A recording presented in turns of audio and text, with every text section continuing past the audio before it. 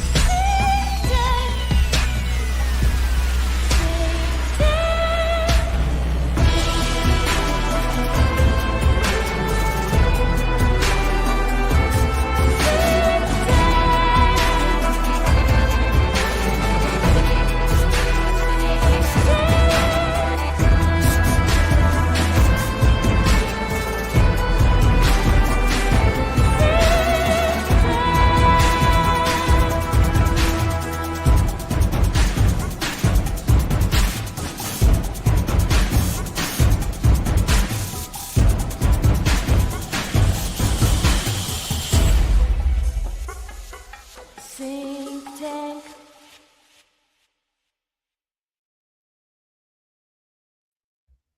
Dude, you guys know about martial law in Korea? Do you guys see Oh that? yeah, that's crazy. I saw some footage of it. Yeah, shit's going down. That's nuts. Yeah. That's pretty wild. I want to blame that Johnny Somali guy. I don't know if that's like fair, but like he was in Korea recently and he was being a tool. Do you think it's his Was fault? he a tool in South That Korea? like North Korea? No, he was in South Korea, like where it's happening. yeah. Yeah. I figured it was StarCraft I don't know. related, but maybe that dates me.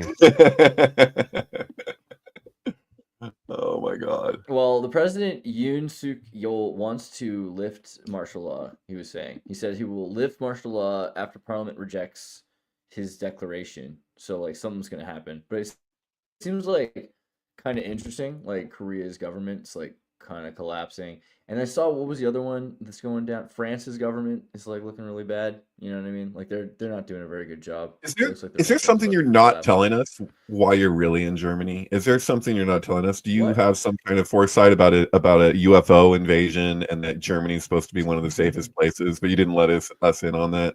Or what? Oh my god, you guys are safe. Okay. For sure. Yeah, I know don't I'm about safe. I got the word. that. Yeah, I don't know. I mean, I was just kind of curious about the world. You know, I was just like looking. I was trying to pull up this map on ground.org of news events to see if there was anything that was interesting going on, and I'm as in the dark as you, right? So like, let's see. It just says let's translate this real quick from Italian. The map of the gravitational waves. Okay. Cosmic background that comes from a pair of supermassive black holes. Yeah, I don't know. Whatever. Okay, how about this? This is one of There those was things, though. It's like, wait a minute, that's not a real picture of the gravitational waves. So this has all got to be a psyop. That's the Snopes explanation. Or Dude, I feel yeah, like I mean, this is essentially every NASA photo ever put out of some galaxy. Wait a minute. Right. there what that Computer that generated. relates. That's kind of what I was thinking. Actually, this segues into our real first story. So David Plate is a cool artist. He's not just my friend; he's also an artist. I think this is We should get him on something the that, show. yeah, you know what I mean. I know he's busy a lot of the time. So if you look at some of this stuff, I just want to like quickly give you guys kind of a scan. Like when you think of David, I don't know what you think of, but one of the first things I think of is that he makes these crazy awesome collages, right? And like when we grew up as children, I think in California, it was probably a thing that we all were supposed to do in school at some point is just destroy magazines, really cool magazines, and make cool little collages for like a third grade class or something like that. I feel like we all had a little bit of like, an intimation of what it takes to make a collage. But like, bruh, are you like aware how big this is. This is crazy. This is a giant. This is a lot of work, and This is I'm like bring- almost working pixel by pixel, but each Yeah. pixel is a piece of a collage. seriously, it's like I mean, I know, like, and I'm almost hastened not to show you some of the stuff because it's like so beautiful and artistic that Google itself might want to take it down. But Google, I remind you, you were a bad actor, sir. And if you, or ma'am, or whatever your gender is, and Google, if you don't realize that the antitrust coming for you is to remove YouTube from your hands, I'm gonna remind you again. So just like play nice. But this is amazing art. I'm not just saying it to toot your horn. There's a point to this. The point was that some guy on the Twitter had seen this art before and couldn't fathom that it was made by, I think, essentially a human in general, or that it could be David Plate. Because, like, I mean, of course, crazy, right? Like, Yeah, David- either a Ada human did Lovelace- it, AI did it, or David Play did it. Fair, right? And I think, you know, maybe this is part of that idea of like, what is a psyop? Because aren't we all? Yeah, we're all like, I mean, hopefully you are operating and you have psychology. Yeah. I don't know. What did you think about that, David? Because, like, basically I got tagged into this guy, like, who's like not able to handle it. I had the day off, and like right out the gate, like I just made a comment about like when somebody's doing art, it was in regards to the OP, and somebody could be quote unquote theatrical with their movements. I was like, dude, even when I've been doing my own collage and I'm by myself, and even though it's digital, I'll find myself like being kind of like because I get really into it. Like it's when you're really into it. Like when I put this collage together, like I was really enthusiastic while I was doing it. So I was responding to that, and then the guy like straight out the gate started calling me a liar. I believe even before I showed my art, and I was like, "What the fuck?" So he spent a lot of time like first image searching, like trying to find my images online as proof that I didn't do it. So it's like find a YouTube video where somebody used it for their music or something. One of them tripped me out because they actually used the title for ISIS Unveiled. I put it on my website for SyncBook that I had titled it that way. So I was like, what the heck? Like, yeah. So I don't know what This is like, wild. So somebody made a song based on your art. Are you kidding me? Like that's like another level. Like 9 years ago. This is 9 years ago that someone made a song with like. Keep in mind that the YouTube poster isn't the band itself. I don't think so. It's just like somebody thought that this was a good accompanying image, maybe. But maybe they searched ISIS Unveiled and then they found it that way. I don't really know. But like I've had this happen like for years and years, obviously, where like people will take my images and re-upload them in different places, and also my own writing. Like I've had sections from the sync book like go up without my name attached to them, or even quotes like as incorporated into people's stuff as though they wrote it, which is like all of this stuff. Like it used to bother me at one time, like back in maybe 2010. I used to get annoyed or like upset. And like I'm totally flattered now. Just like I'm like flattered with the guy thinking that I couldn't possibly have done this. And I had the day off. So I just like I don't usually do this on Twitter. Like I just like went back and forth with this guy forever. And he was like, he was calling me stubborn, you know, and I was like, dude, you're calling me a liar. I was like, can you show me how I'm a liar without putting words in my mouth? Like I was like, I never like he said himself that it was a painting. And I was like, dude, I never said it was a painting, dude. That was all you. It's digital collage. It's my art. I shared my art just in response to talking about art. How dare you? Yeah. Yeah. Oh my God. So it kind of like it went on and on and on, and then it like ended with like that gif of like Willy Wonka where he's like, I said good day, you know. This reminded But me I was of laughing.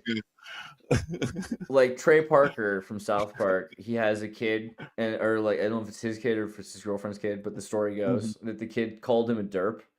And so Trey Parker was like, go to your computer, go look it up, go look at the origin of the word derp, go figure it out, like who invented that word, go do it right now.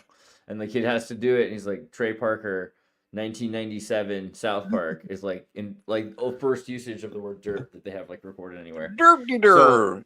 Yeah. So like, I mean, I feel like that's something that hits us all. Like, there's things where people won't accept that your influence to the universe has been like a Quantum Leap episode, basically. Yeah. If anyone wants prints of those, it's on the SyncBook website. If you go to my page, there's like a little thing that says art. If you click on it, then you can see like there. And beyond that, if you want to contact me and you want something like that's custom or whatever, I'm really flexible. But yeah, that particular piece is 3 pieces together. Actually, they're like stitched, and it's at least 1,000 hours of work. And the only reason I know that is because I actually kept track at the time of how many nights I was up all night. And I kind of like a lot of these things, like kind of really messed with my relationships, some of the more complex ones, because I was just so focused on it for so long. I had like no time for people in my life. And so same thing with like, sorry, Cassandra, I misunderstood. It's like that. I think there was like, in the course of making that, there was like 3 relationships that like came to a head because they were just like, I can't deal with you. And, and you're like, oh, you like my art, but it takes a lot of time and energy to do these.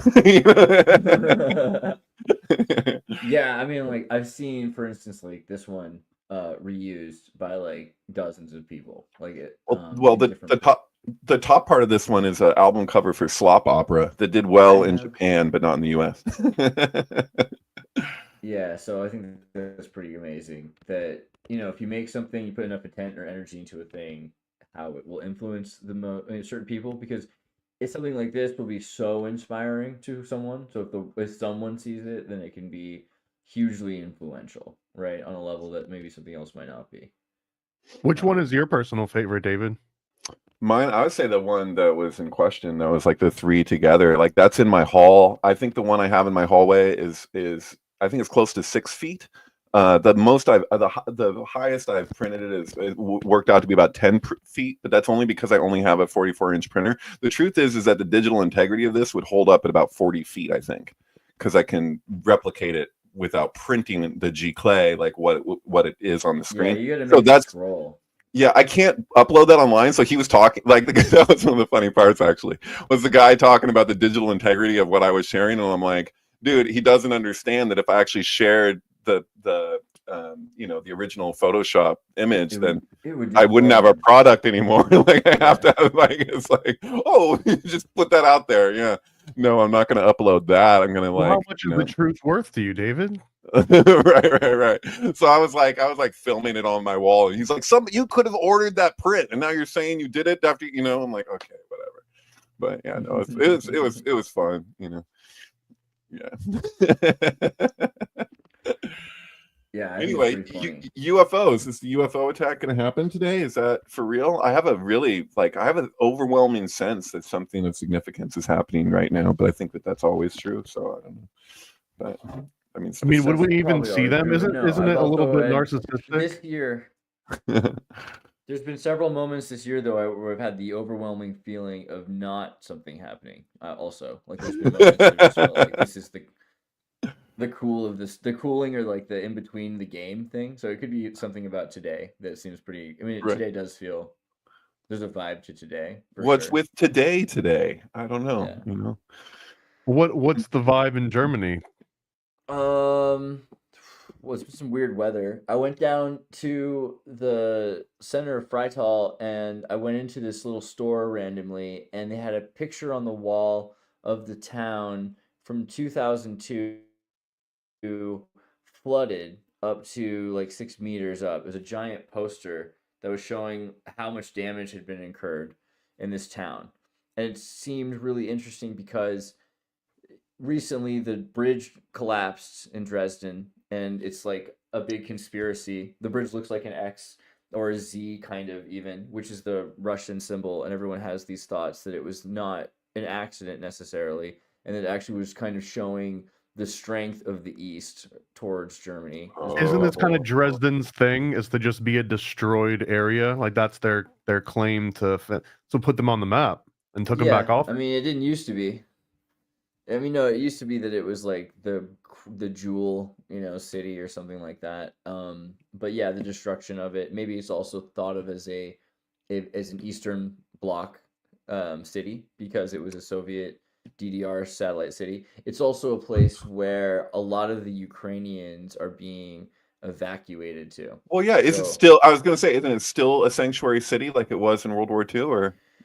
Yeah, I think it is more or less. There's a few things that have changed about it because they actually on purpose built some things and removed some things in order to remove it from the UNESCO heritage list. They didn't want to be on the UNESCO list required them to do certain things and put them under certain optics they didn't want. So they I don't built know like what that list is. Is that like a safe haven list, or what are you just describing? Sorry, excuse my ignorance. UNESCO heritage are like historic places, World Heritage. I think they kind of replaced the seven wonders of the world, and now there's like 1,223 properties, right? Oh, The Jekyll And Island is on this, I believe. so ooh, that makes sense. So these are places that they make rules about how things are supposed to be taken care of, and they're like World Heritage locations. So a lot of them are very much faked. They have to repair broken symbols or remove offensive things from history and lead people towards these specific places which are no longer allowed to have anything built on them. You can never have a city where there's been a heritage site. So it's like it's sort of like tombstones, in a lot of ways. I think it's like graveyards in that sense, a oh, historic site. But they didn't want it to be like that, so they very specifically built some things that took it off of the heritage list. And they said, if you do this, you're not going to be allowed to be a part of that. The reason I thought it was interesting about the flood pictures was because there's no reason for that to have happened, even by the Elbe River. There's enough infrastructure that you would think that they could keep this flooding from happening unless they desire flooding. And I thought that was I don't know if it's necessarily the correct thing to think, but that's what I thought as I was looking at the picture.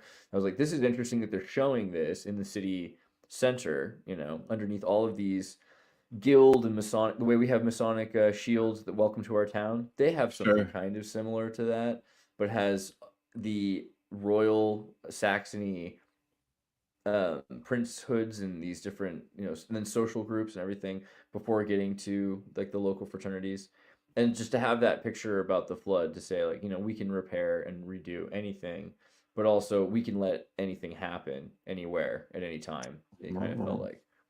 But yeah, and also just interesting that everywhere you go in Freital, you'll hear Ukrainian. Like it's just this is such a there's so many refugees, and they're just filling up this entire this entire area with the Ukrainian refugees. So it looks like they're already kind of getting ready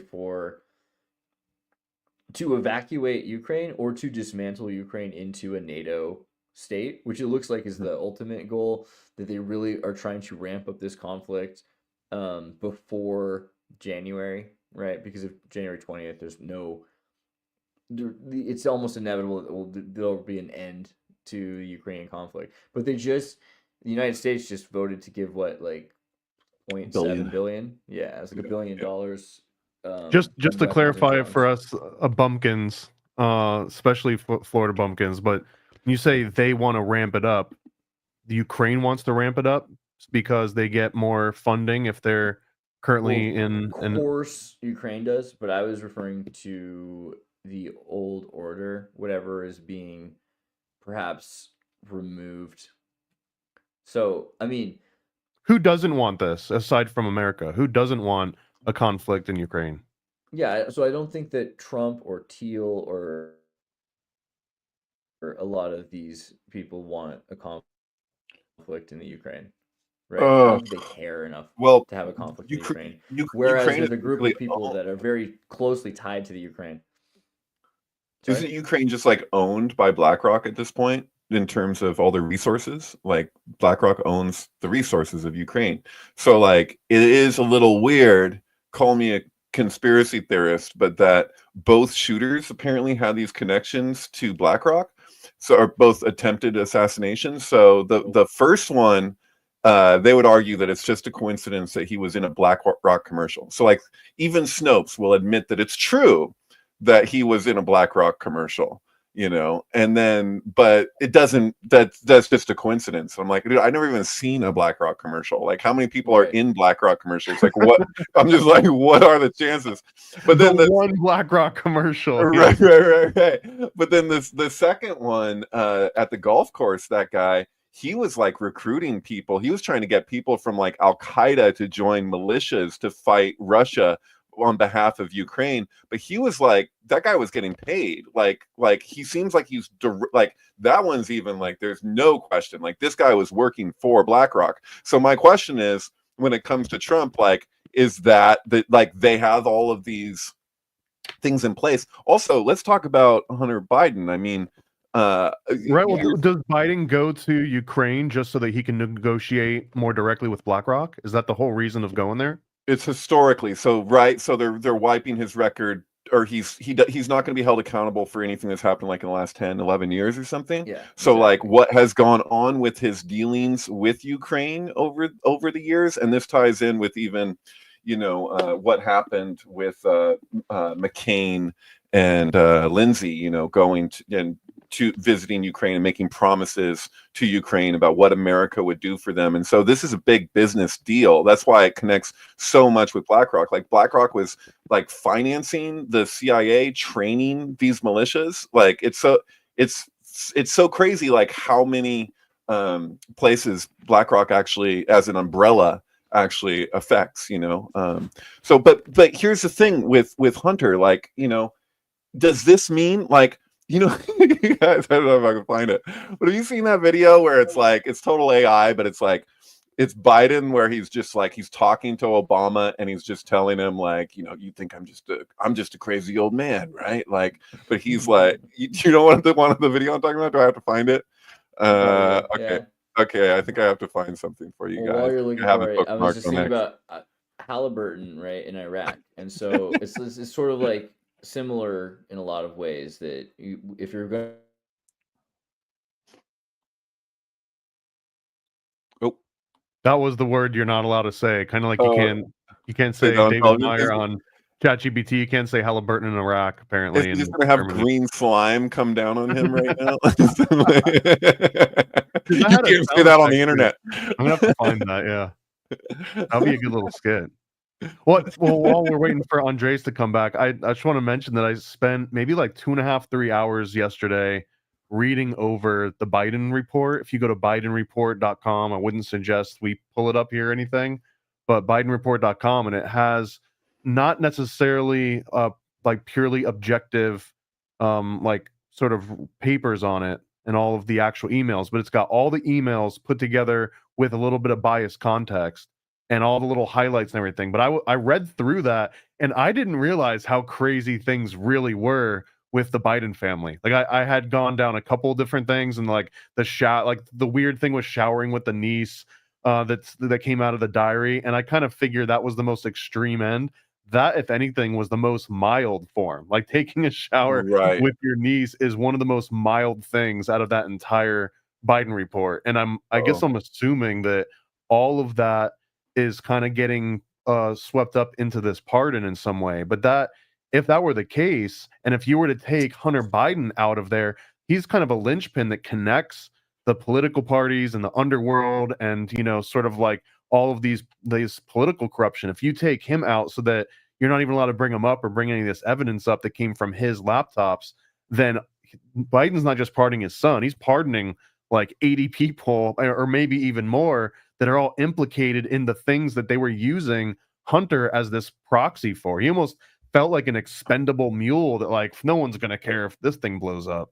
Right, but there's a flip side to it, and people are saying that it makes Biden stupid. It might make him fucking brilliant because he can no longer plead the fifth. So I don't know if you've heard this argument. So if say things get investigated here soon, and Hunter is put on the stand, before he was pardoned, he could have pleaded the fifth, so he doesn't have to answer questions. Now he won't be held liable, like he won't be held to account because he's pardoned, but he has to say the stuff.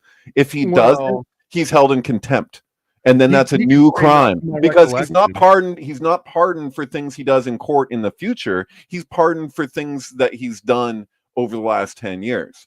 So in other words, if they can prove that he knew something that he won't put out there, then he's held to account for that. So I think we've got three trajectories here. The first one, which is the most obvious and I think the most probable, is it just goes back into the shadows and we don't get to learn a whole lot more about it in the Biden report. And this event right now is really the last thing that occurs out of it.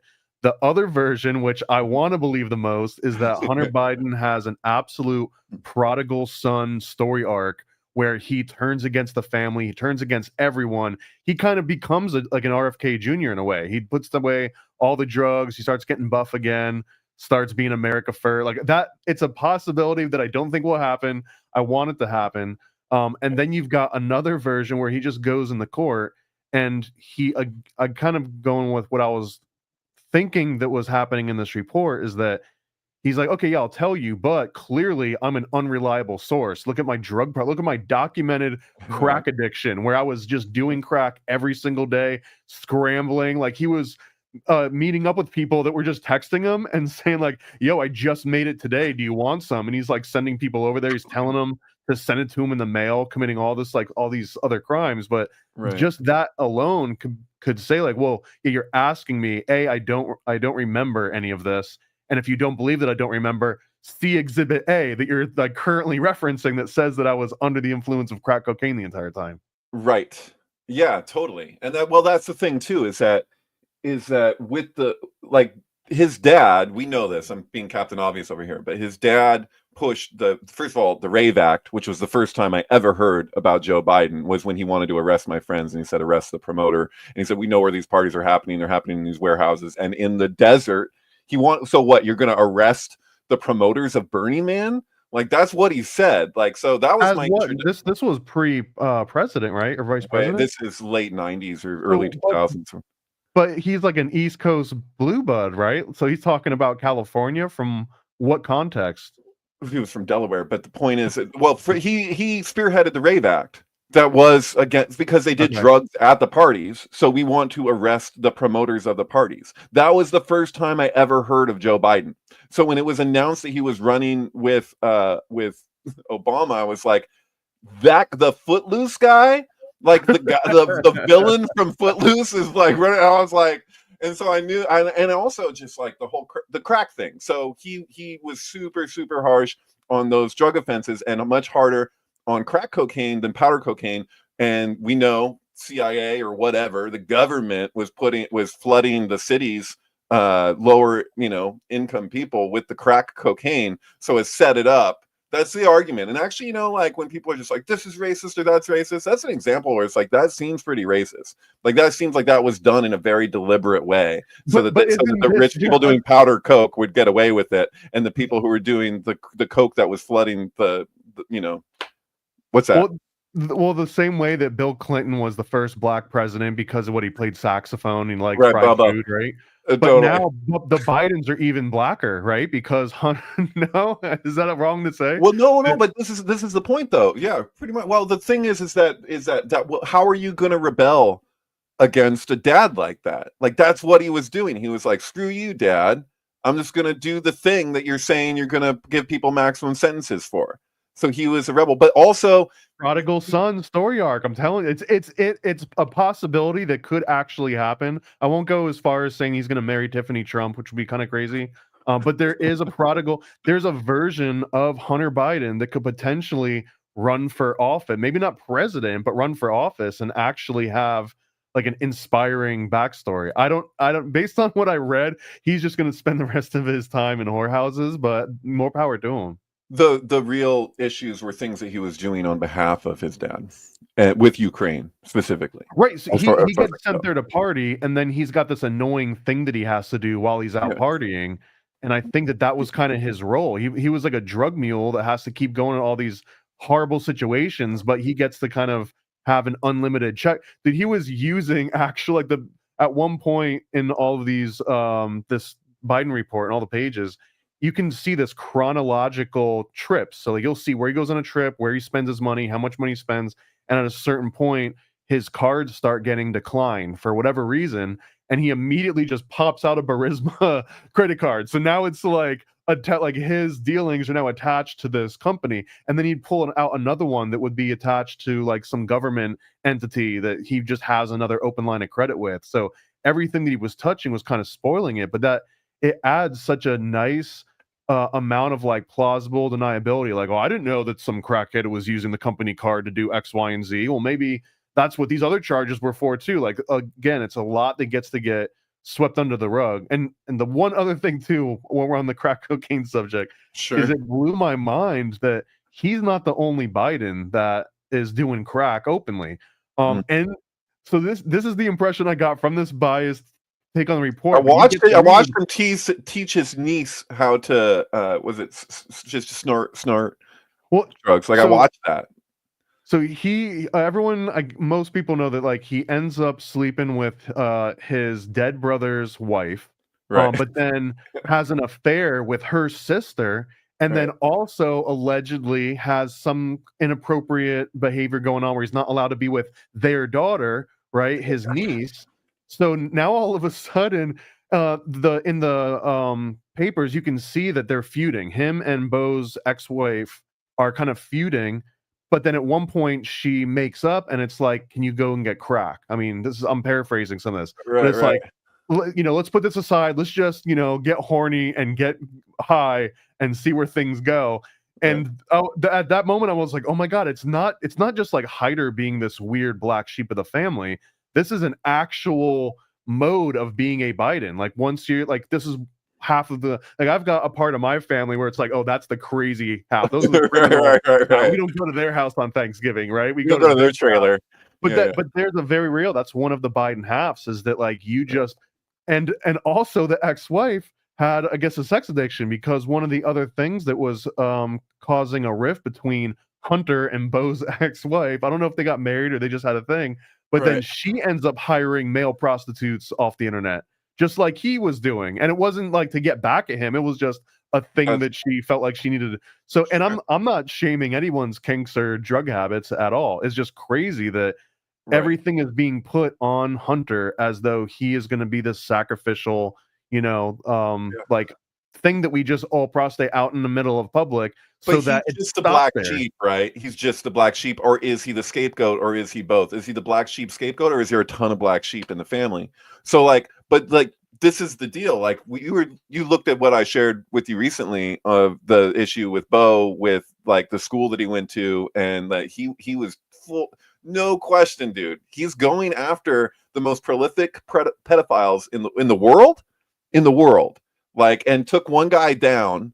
And then was like on to like another, and then it turned out that it was his teacher from the school that he went to, who was also Hunter's teacher. And apparently, like, he was like, this is the school, the Bidens all go to the same, like, prestigious school. And there's like one of the, like, how many kids was that guy with? They determine. I'd have to look at that video again. But like, what the hell? Like, there's a whole interview with that woman, by the way, that somebody sent me in response to that in that tweet. What the hell, dude? Like, you asked earlier, one of the examples that you hear a lot, it's like, what are the chances? It was just a coincidence that this happens. Okay, so what are like the statistical numerical chances of all of these happening in such close relation together within the Biden family? Right. So the shower thing that she admitted to about her diary, the daughter, right? So like, every part of this screams of people who were molested paying it forward, right? And then Beau Biden apparently going like totally against the grain and being like, I'm going to do something about this. And like having the audacity to like be like, I'm in a position where I can actually like influence things for the better. And then he freaking dies. And so like, of all the things of people that we could speculate on, were they murdered or not, Seth Rich and whatever the hell, I'm like, dude, Beau Biden, what he was doing, like, what the hell? No one talks about it hardly at all. Like, in the Biden report, there was one line that really stood out to me that I hadn't come across before, but Hunter is kind of pouring his heart, like, the dude wears his heart on his sleeve when it comes to all these text messages. Like, he'll just pour his heart out to everyone online, whores and drug dealers and anyone. But there was this one message, and he said something like, I know that I'm the one that killed Beau. Like, it was my fault because I'm the one that pushed this experimental treatment, or I'm the one that talked him into doing this experimental procedure. And I guess I didn't know all the extra details of this, that he had some sort of a brain disease or a brain tumor. They say that he got it from the chemicals in war. That's what Joe Biden says. That's what they say. That's the official story. Yeah. But yeah, no, there's an issue too. But that's not the line. Like within the Biden family, it almost seems like there's this unspoken shame that's hanging over Hunter, maybe self-imposed, that he actually is responsible. It wasn't the brain tumor that killed him. It was this experimental treatment that apparently Hunter facilitated or helped, convince him to do. But he felt like he clearly feels some sort of a shame for being the actual catalyst that killed his brother. Yeah, we're kind of reaching around a bit in the dark just because of the nature of all this stuff, like what went on with their family. It's like, but like the bits that I'm like, dude, this, like what you're describing, like that, him being vulnerable with all these people like that. That's the Biden thing. Yeah, those kind of drugs, not just exclusive to them, but like those drugs that he does are very like tied to bonding. Like people will take them and they'll bond and all these, like they'll say things that are the most vulnerable things, and they could work as like a truth serum too. So that's the thing, is he's been so transparent in his private life, but for somebody to film so much of everything that they're doing, and he always has this freaking miserable expression on his face. It doesn't matter what he's doing. If you watch Hunter masturbating, you watch him smoking crack, you watch him, he could be out like sliding down that slide in the pool at his mansion, and he's like whatever, he always looks miserable no matter what. Like, and that's like, I'm surprised that I don't, when people talk about like who Hunter is, like he just looks like this is a guy who's supposed to have it all or whatever. This is the American dream, and he's just miserable all the time. You know what I mean? Like he just never looks happy. I think the happiest I've ever seen him look was when he had that like interview that can't like that where like on national television where he was just like right before right after they fixed his teeth. Right. Is that why? Maybe, I don't know, but yeah, I mean, honestly, it was like it was ready for him to go out in the public, and it's like, Jesus, you can't even open your mouth for an interview. We're gonna have to do something about this. Right. Somebody asked, where's Andreas today? Andreas is in Dresden, which might be one of the first places that the UFOs come after today. So I don't know if that's part of why his internet is shoddy, but it could be. But yeah, no, I maybe, are you able to pull stuff up, or do you need Andreas for that? Because I sent something in the private chat that I think, like, as ridiculous as it is, like, I can actually entertain this. Are you able to do that? I think I need his I'm going to try, but I think I need his permission. Okay. All right. Yeah. Oh no! Look at that. Okay. Okay. Well, okay. Well, let me make. Okay, let me. Put the link in the private chat. Yeah. Oh, you know what? I think he might be observing us from. That's kind of an Andreas thing to do. That like he's here in spirit. Yeah, but if he was doing that, and he's probably observing us one way or the other, but he likes to chime in and pretend that he's God, right? So like, yeah. So if you can get the volume on this guy. Okay, let me. I wasn't prepared to to run this whole. I don't think we're gonna get anything for copyright with this. It's an AI video. I don't think anyone owns it. But oh, well, I'm all for sharing AI. I know that about you. Okay, here we go. You really don't know the enemies you just made. We are going to erase you from history. Oh, like I give a fuck. I've made my bed. I'll lay in it. I know my family's protected. How about yours? How long do you think before investigations start? How long do you think you'll stay useful to them? Besides, give yourself some credit.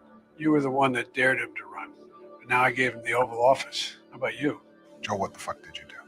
I don't remember. It's a crazy old man, right? Did you make a deal with him? Like I said, my family's protected. Hold on, I got someone who wants to talk to you. Hello, Barry. It's been quite a long time, hasn't it? This isn't fucking over. I'm not an idiot, Barry. I just play one on TV. Okay, we missed the beginning of it, but it doesn't matter. You get the idea, right? It's just like, so like that kind of thing, like I'm open to it. Like I'm like as a joke, but at the same time, I'm like, dude, he's gotta be pissed. The way they pushed him out, and Jill's even more pissed, dude.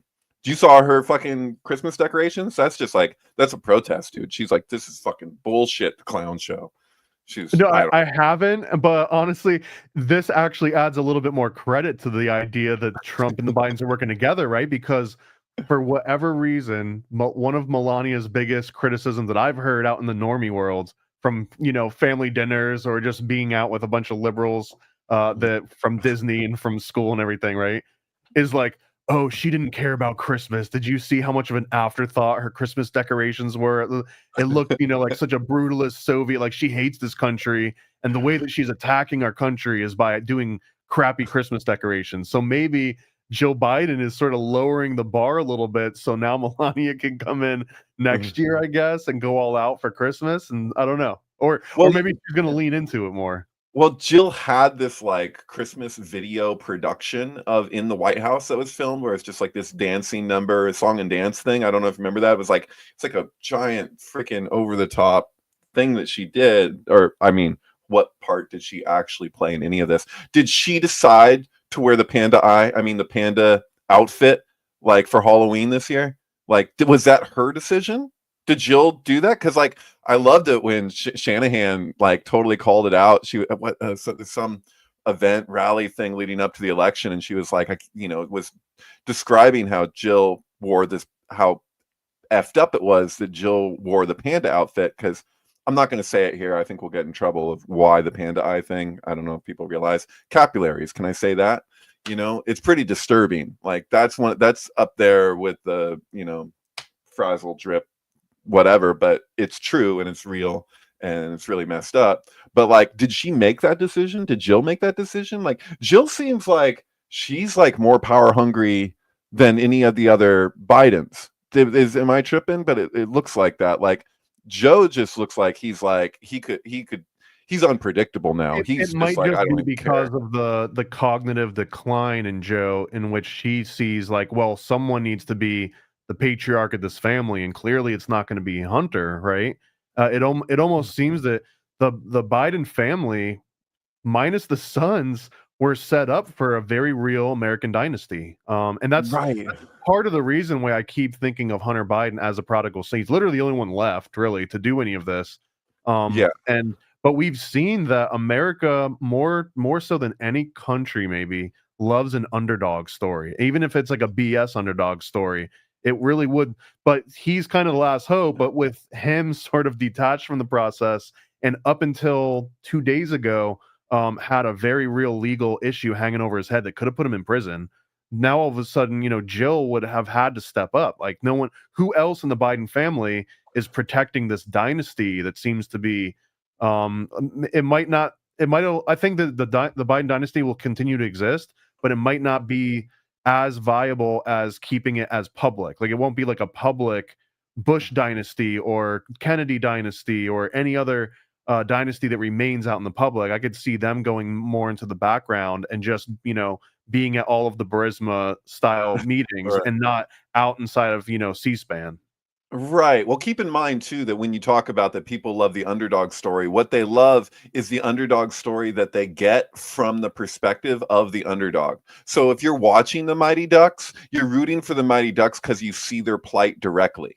If you are not following somebody and they could still be the underdog, but if you're not like in it, like you're not looking at it like step by step, like I was rooting for Kennedy because I was watching what was happening with Clear Choice, where they attacked him state by state, despite double to triple the signatures for everything. Not experiencing Hunter's point of view through that? Isn't Hunter the Mighty Ducks? We are. So your point stands. I'm just saying, like, it's something that I've been aware of lately, is like this idea that we love the underdog, right? But we love but if you're talking about the general public, like the general public loves the underdog when they're exposed to the plight of the underdog, somehow getting some semblance of the underdog's perspective, like their actual experience, Not to make everything about Cobra Kai and Karate Kid, but that's a good example, right? Where the original movie, Daniel is the underdog, but then the conspiracy theories come out that Johnny was the real underdog.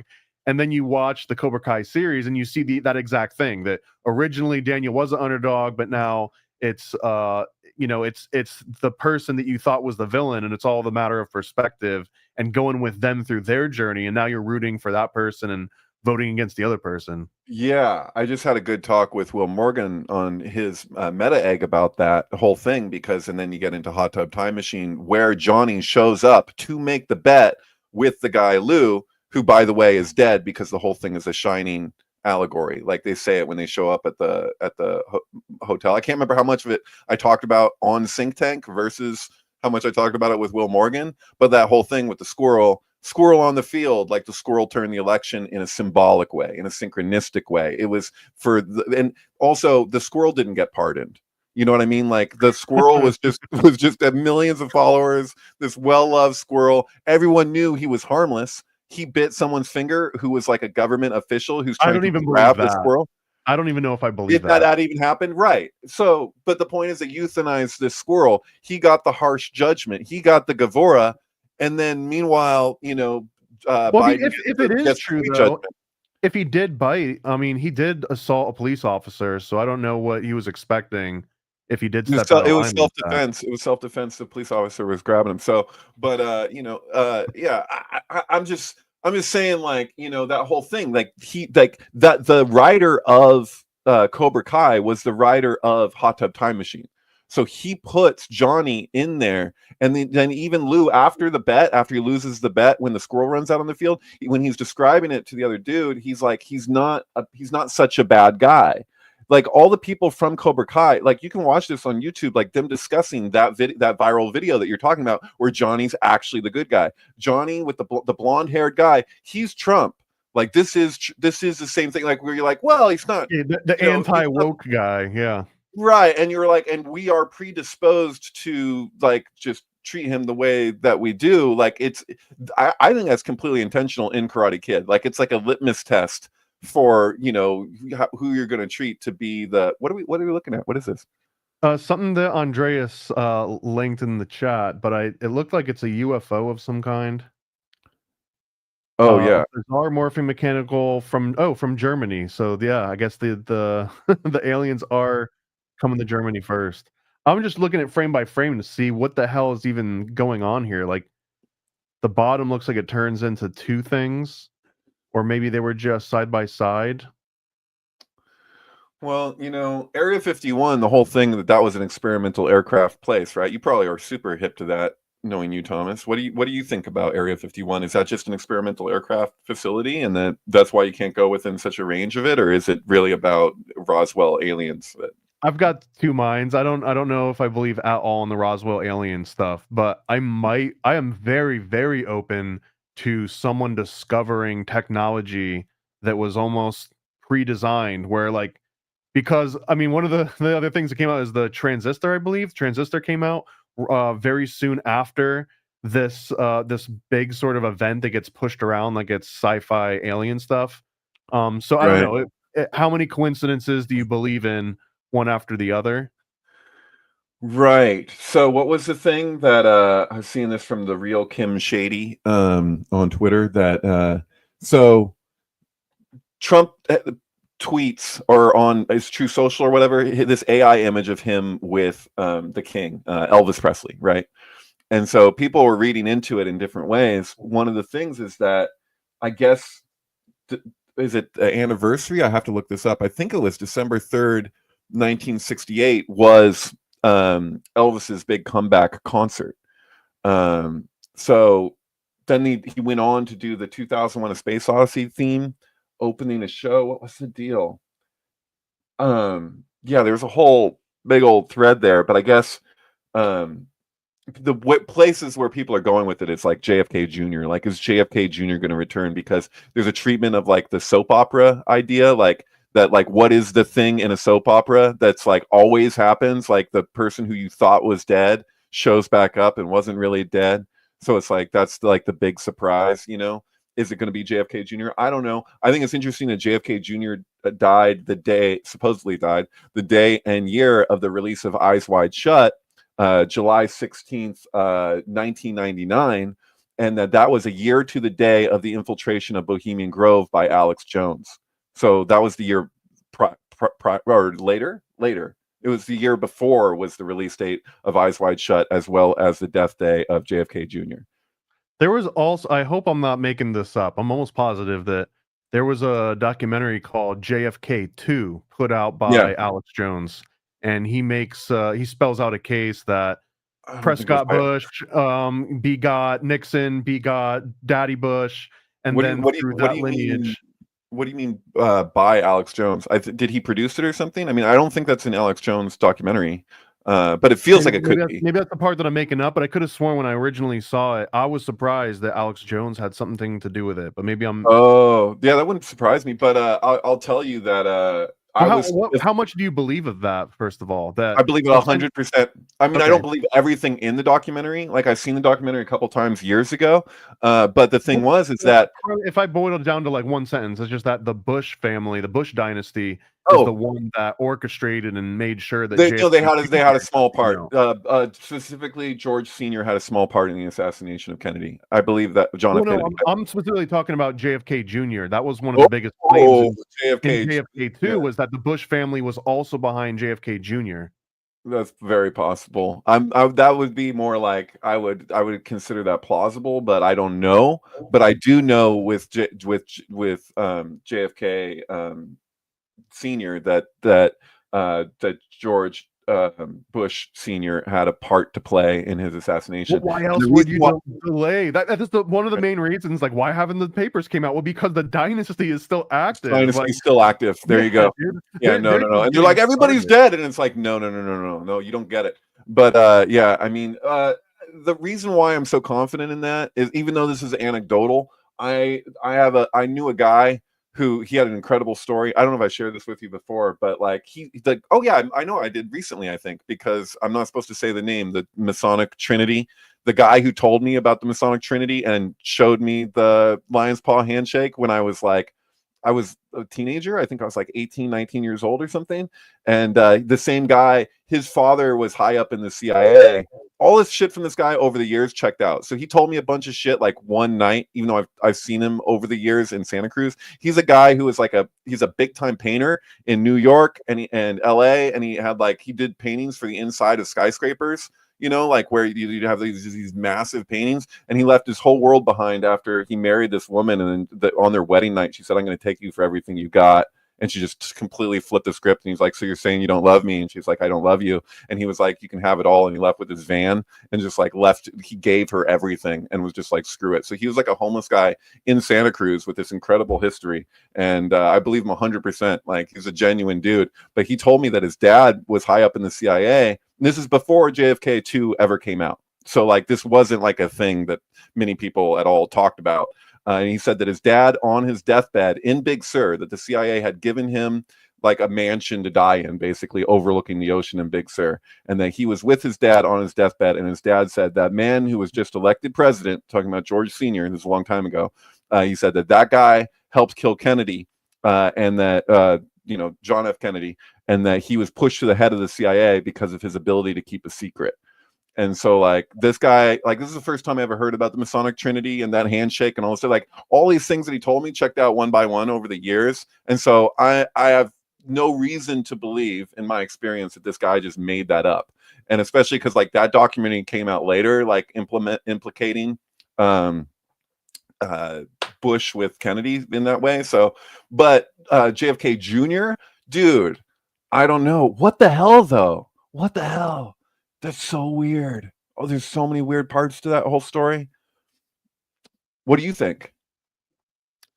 I mean, I've got a bias that I just assume that any American dynasties is straight up Game of Thrones. Like literally, they're doing all of the things you would see, and it may be more boring because there's a lot of email and like BlackBerry texting back and forth and stuff, and less sending people out on quests. But I don't know. I feel that would make as much sense as it not happening. I usually like to flip that on its head, right? So if you were to say, what are the chances that, the Bush family is the one that took out the Kennedys and they've got this long, okay, if that, what are the chances that they didn't? Plausible, yeah, like, and would they actually, I would lose respect for an American political dynasty if they weren't making these kind of moves, because that just means that the dynasty that's willing to do those things would be the one that would come out victorious. I feel the same way about Trump too, where dude, I just think that, of course Trump is mob. Of course he's mobbed up and he deals, with the mafia, and that a lot of his business dealings are horribly illegal, and he tries to scam contractors every chance he gets, because if he didn't do those things, he would not be the mogul that he kind of is. Like, those are the moves that you do in this country, in this system, in order to make those things happen. You do make deals with Teamsters, and you do kind of mob yourself up, especially if you're in New York freaking real estate. He had a contract with when he put up the Trump Tower,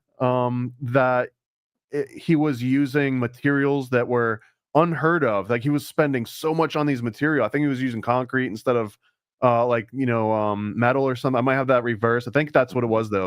And it was because by hiring people to pour concrete, he was hiring the mob and he was overpaying. He was paying their market rate, which is essentially like a really smart front of just bribing, the entire underbelly. So I 100% believe all of that's true. And if that's true about the current president, I don't know. I've got such little regard. Like I think Dick Cheney shot the guy in the face on purpose. Like I believe a lot of very specific things that I know. That wasn't buckshot though, right? That was they were duck hunting. And it was technically his fault because you're supposed to announce, and he was in the front of the show. Like everyone was at fault on that one, but also he apologized. He apologized.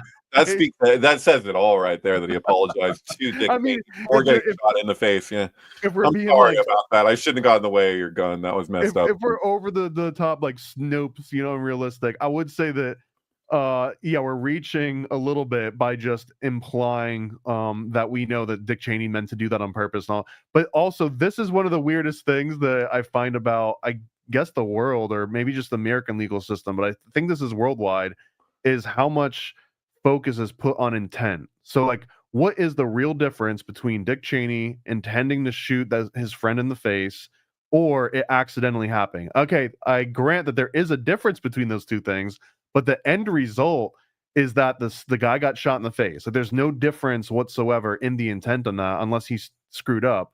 But also, I don't really fully understand why it matters as much, because he could lie. Like Dick Cheney could lie about it. The guy could lie about it. A lot of people did think that he was lying about the entire circumstance.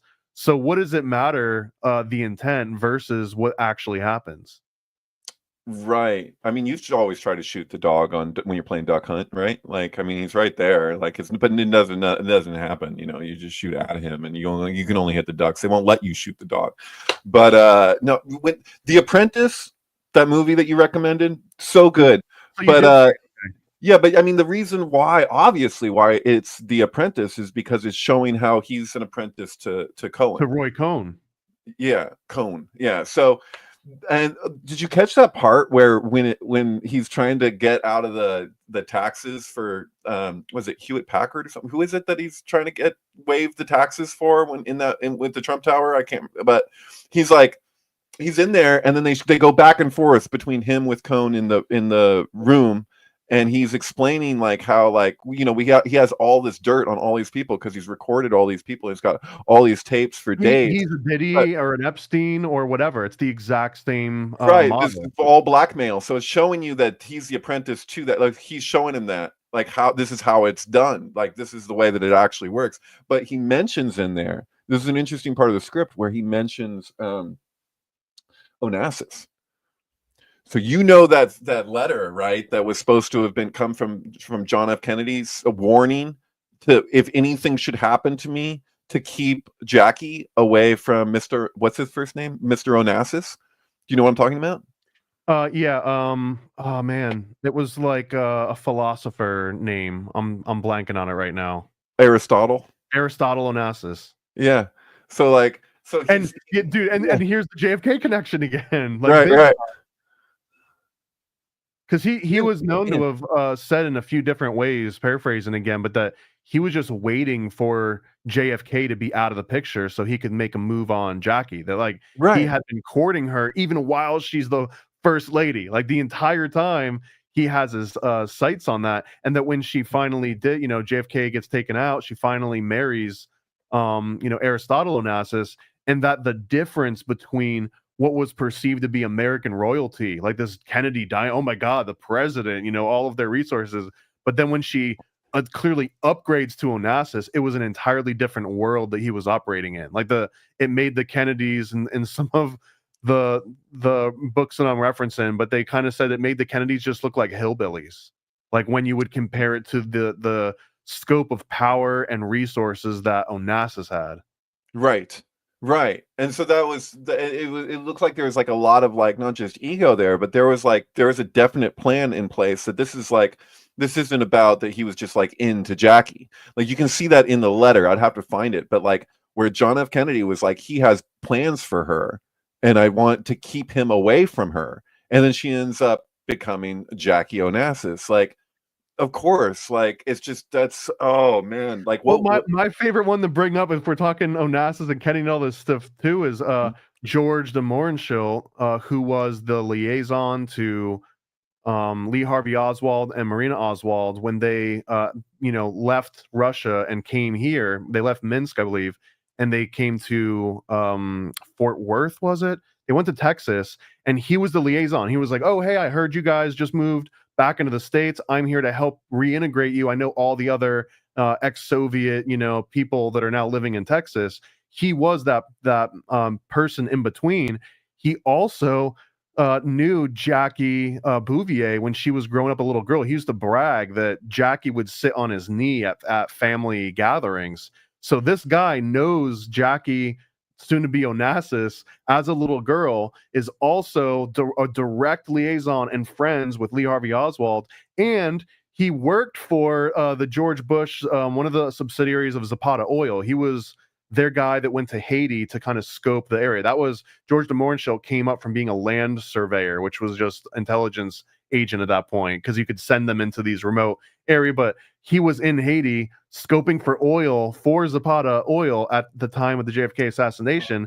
And he said that when he heard that something had happened in the United States, he immediately knew that Lee Harvey Oswald had killed JFK. But and he wrote this in his memoir. Specifically what it was. Yeah. It was called Our Man in Haiti or something like that. But he writes the exact moment. And so whenever someone brings up the game of what are the chances? That's one. How many coincidences? How do you know Jackie Onassis? How do you be the liaison to Lee Harvey Oswald? How do you work for Zapata Oil and have a direct connection to the Bush family? This one dude being a linchpin between all of this is absolutely wild. And maybe it just proves this ultimate echo theory. There really are some chess players, and they're we're just noticing the chess moves that they're making, but the chess pieces themselves are not doing any of the work. Right. And then so when people talk about the Camelot thing with the Kennedys, that came largely from the women, right? So they're the ones who talked about it and gave it that treatment. So it's really strange though, when you look at Jackie's obsession with Egyptian mysticism. Do you know about this? I don't. So, I've never heard of this house, she got a house that was Alan Abadessa Green can talk about this better than I can, but because he was working on his King Kill book, Suicide Kings. And in that book, which you can find on the SyncBook website, actually, I think you can get the PDF that he never finished this book that he was going to get published, but even what he has there is enormous. But yeah, she had a house directly across the street from a Egyptian museum, and there was some specific connection that she had with ISIS, and so them relating to this archetypal realm of the Camelot thing and all of this, the ritual Camelot. Yeah. Okay. So yeah, and also you realize that's significant for Gimel and the High Priestess. And Gimel Ball means camel. Gimel Ball. I just got it. Gimel Ball, because camel is with a B for the Scottish Old English pronunciation or spelling rather. These are right.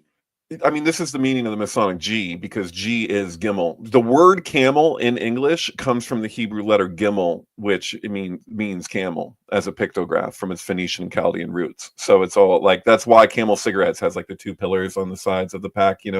That's a hieroglyph. They're literally it's just the Masonic G. It's where it appears as a vertical line between Keter and Tiferet. That's there's a significant pathway, because it's a direct line between the center of the mind of God and the mind of humanity, right?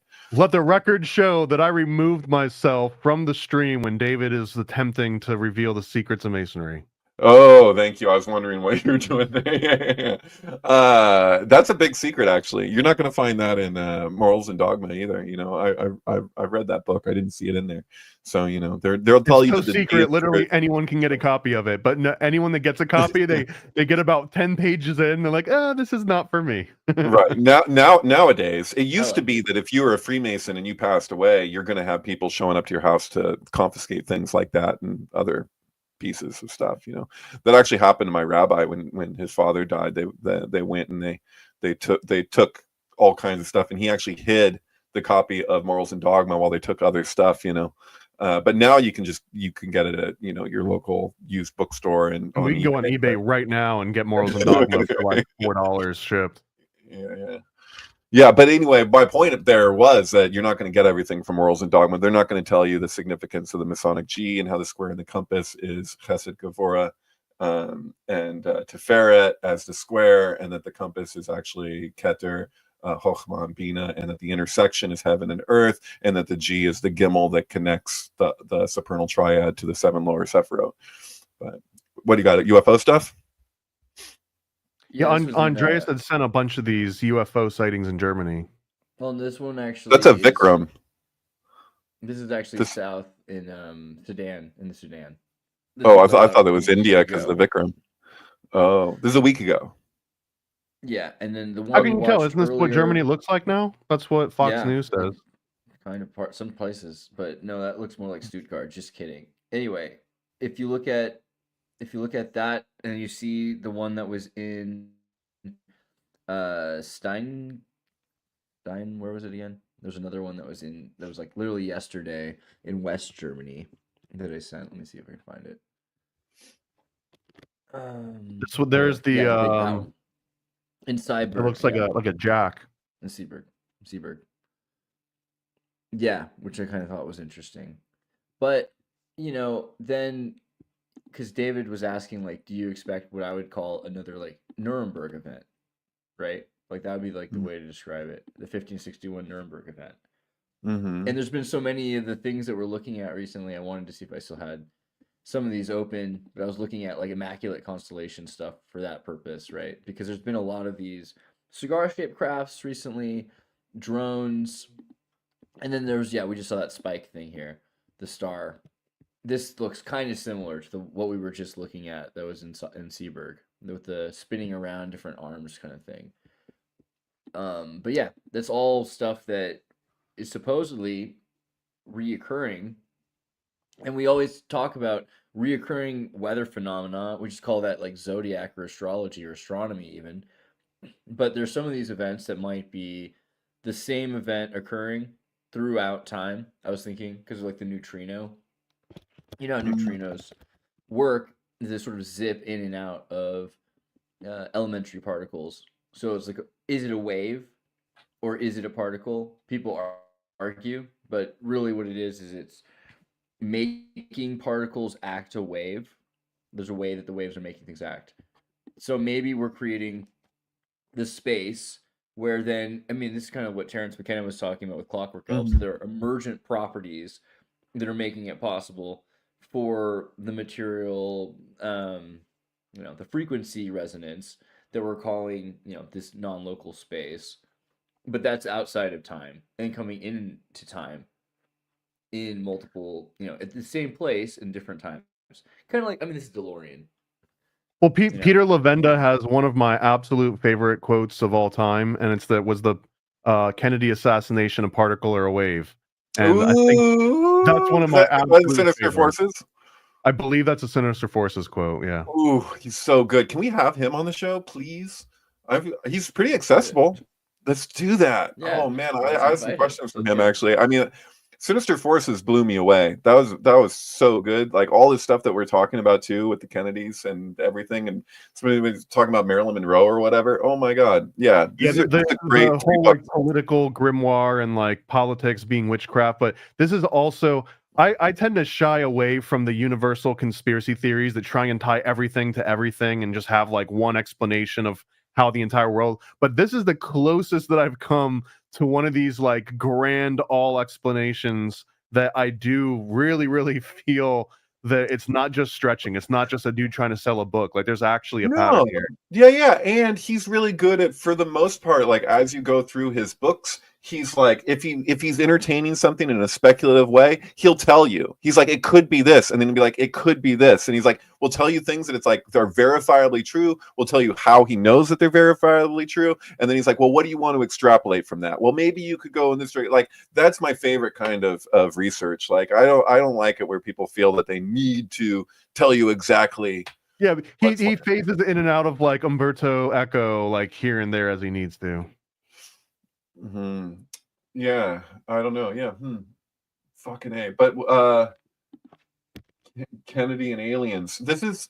Have you guys seen that was like? the next thing, because 62. Yeah. No, go ahead. What was your question? No, it's just Joe Alexander's videos on like his whole like Back to the Future thing. Like Back to the Future 2 came out November 22nd, whatever year, 1980. What year was Back to the Future 2? 85, I think, or 84. Somewhere around there. Yeah, the second one. 85. The second one came out in 1990 or something, right? Or 89, 1990. Yeah, but like 85 for the first Back to the Future. Blast from the Past, the store where they get the Gray's Almanac has that bust of John F. Kennedy like in the window, like, and like I think Roger Rabbit too. Is that a thing? Like, what the hell? But yeah, Joe Alexander is Barely Human 11 has on his YouTube. There's some great videos connecting the Roswell to Kennedy stuff with Back to the Future, and I couldn't do it justice. But yeah, Barely Human 11. Yeah, well, I like the one he does talking about the gift shop, because if you look at the gift shop, let me see if I can get to that scene. You can see in the store there's actually where the arrow is pointing down, a Kennedy head. If you can see that right behind the S there, that's actually the profile of Kennedy. Do you see? Yeah. In front of him. Back and to the left. And so it's interesting. Is a better close up. Sorry. I'm sorry. Yeah. Of course he's going to do that. But what's interesting is that the head is like broken in half. It's sliced right down the line where the N is becoming there. It's sliced because it's a bookend. And so it's sliced right at the point where JFK's head, is shattered. So It's kind of interesting. And it's a big part of the movie. Like, who the hell is John F. Kennedy? John F. Kennedy Drive? What is the point of John F. Kennedy Drive? And Drive, too, yeah. The street that happens. Yeah. Oh, yeah. And that was actually Elm Street, by the way, where he was killed. Yeah. The Nightmare on Elm Street. Yeah. Right. Well, Elm Street in real life was where his studio was for Wes Craven, but anyway, it's sinky as hell. Yeah. I mean, I'm just gonna go back and forth a few more times if I have to. No, I was shown that in school. Marty. Did you guys have this in school where they showed? Did you see the Zapruder film in school? They show you that? Yeah. You didn't have a segment on the death of John F. Kennedy? Oh man, they made me watch it. They made me watch it for like 10 minutes on loop one time. Really? Yeah. You joke. At Cabrillo. At Cabrillo. The first one I saw was the JFK movie. Yeah, we watched the JFK movie in school, but they showed us the Zapruder film, and I saw the photo. I remember them showing us the photo of the autopsy, and I was like, it just did not make sense. I was like, I remember like I was like, are they trying to make us conspiracy theorists? Because you see the footage and where he gets hit, and then they show you the autopsy photo and it's on the other side. So there's that right, but have you ever seen the autopsy of anyone else that reached total enlightenment? Like, what's your frame of reference here? I don't know. Mark Leclerc is not around for us to ask him about it, to give us the real skinny on that. But yeah, that moment when he just realized the most profound truth ever and his head just exploded. Yeah, no, I don't know. That's the best. He did have access to Area 51, to the CIA archives and the Vatican archives. The only president that theoretically would have had access to all three of those things. Wow. Yeah, that's a trip. He had access to the Vatican archives. I never heard that. Arguably, I'm definitely stretching on that, but being the first and perhaps only Catholic president in history, right? Joe Biden doesn't count. Don't even dare bring up Joe Biden. He does crack and prostitute. Well, I guess so does JFK. Fuck. No, he's a proud Zionist. He's okay. He's good. Yeah. I guess actually Kennedy probably was too. I don't know. Yeah, I don't know. Well, I don't know. I was not here when you were talking about Jackie in her association with Michael Aquino and the Temple of Set and her Egyptian obsessions with Rosicrucian magic, where she Right. apparently spent time at the Rosicrucian Amorc Center in San Jose, or any of the other stuff that you guys were talking about.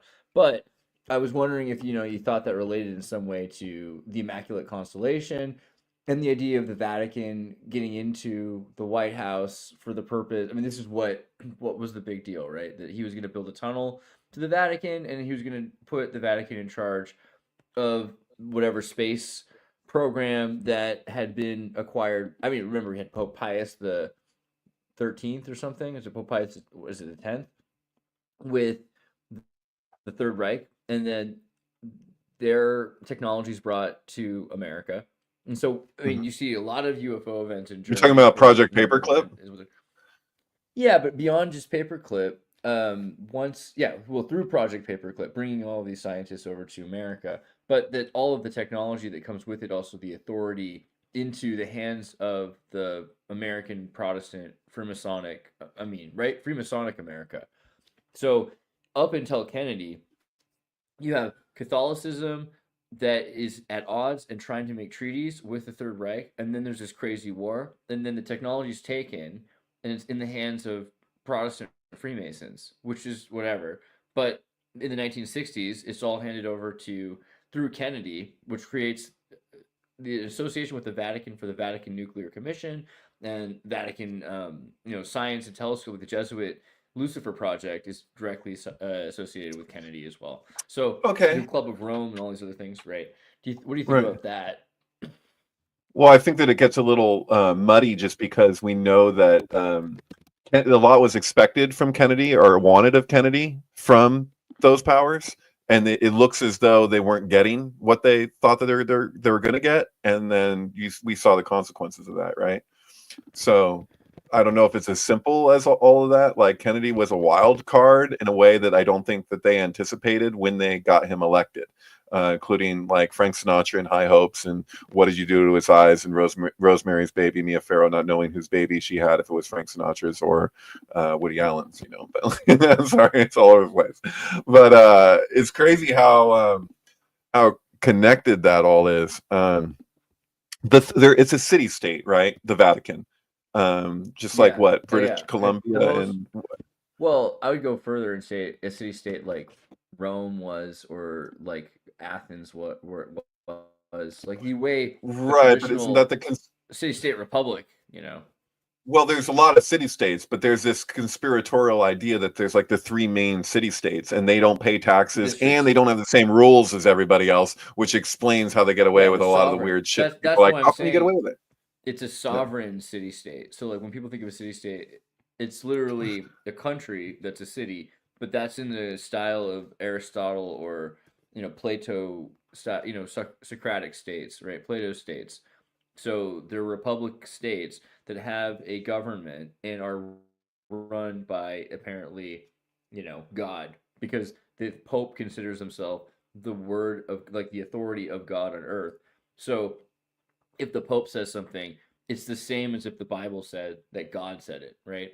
And then from there they have people working under that for whatever purpose. And so there's multiple orders in the same way that you have administrative government agencies, Yeah, dude. Franciscans, Jesuits, Benedictines. I run into that one, man. I was like, if I'm a Christian at all, I'm very much a gospel Christian, like I like the gospel. I like Matthew, Mark, Luke, and John. And I've had a lot of difficulty sometimes when I want to get into the nitty gritty of, the philosophical arguments for everything with people who are like heavy duty Catholics, because they're just like, they have all this other shit. I'm like, wait, doesn't that completely? And they're like, no, the Pope said, and they can show you exactly where he said it, and then you're like, I've always seen it growing up Roman Catholic and doing all the rituals, which is what makes me like so weird today, I think. And you're waiting for Space Jesus as well. My understanding, yeah, absolutely. But my understanding of Catholicism in almost like a secular way now, I guess, is that it's a legal system. It's not just that saying, you know, oh, well, the Pope said so. It would be like you going to court and saying, well, the precedent was set in this court case, and Right. you invoking that court case takes the burden off of you to actually reprove this thing that had already gone to the Supreme Court and everyone ruled on it, and it's now part of canon law. So Right. because if you were to sit down and every time someone brings something up, they're like, prove it. It's an easy way to be like, dude, we're talking about something that's been in the works for 2,000 years. Do you want me to reprove 2,000 years of conversations and dialogues that have more or less been set? Like, that science, in an ironic way, has been settled when it comes to this, like these Roman papal decrees and papal bulls. Like, It's all of those things similar are to decisions.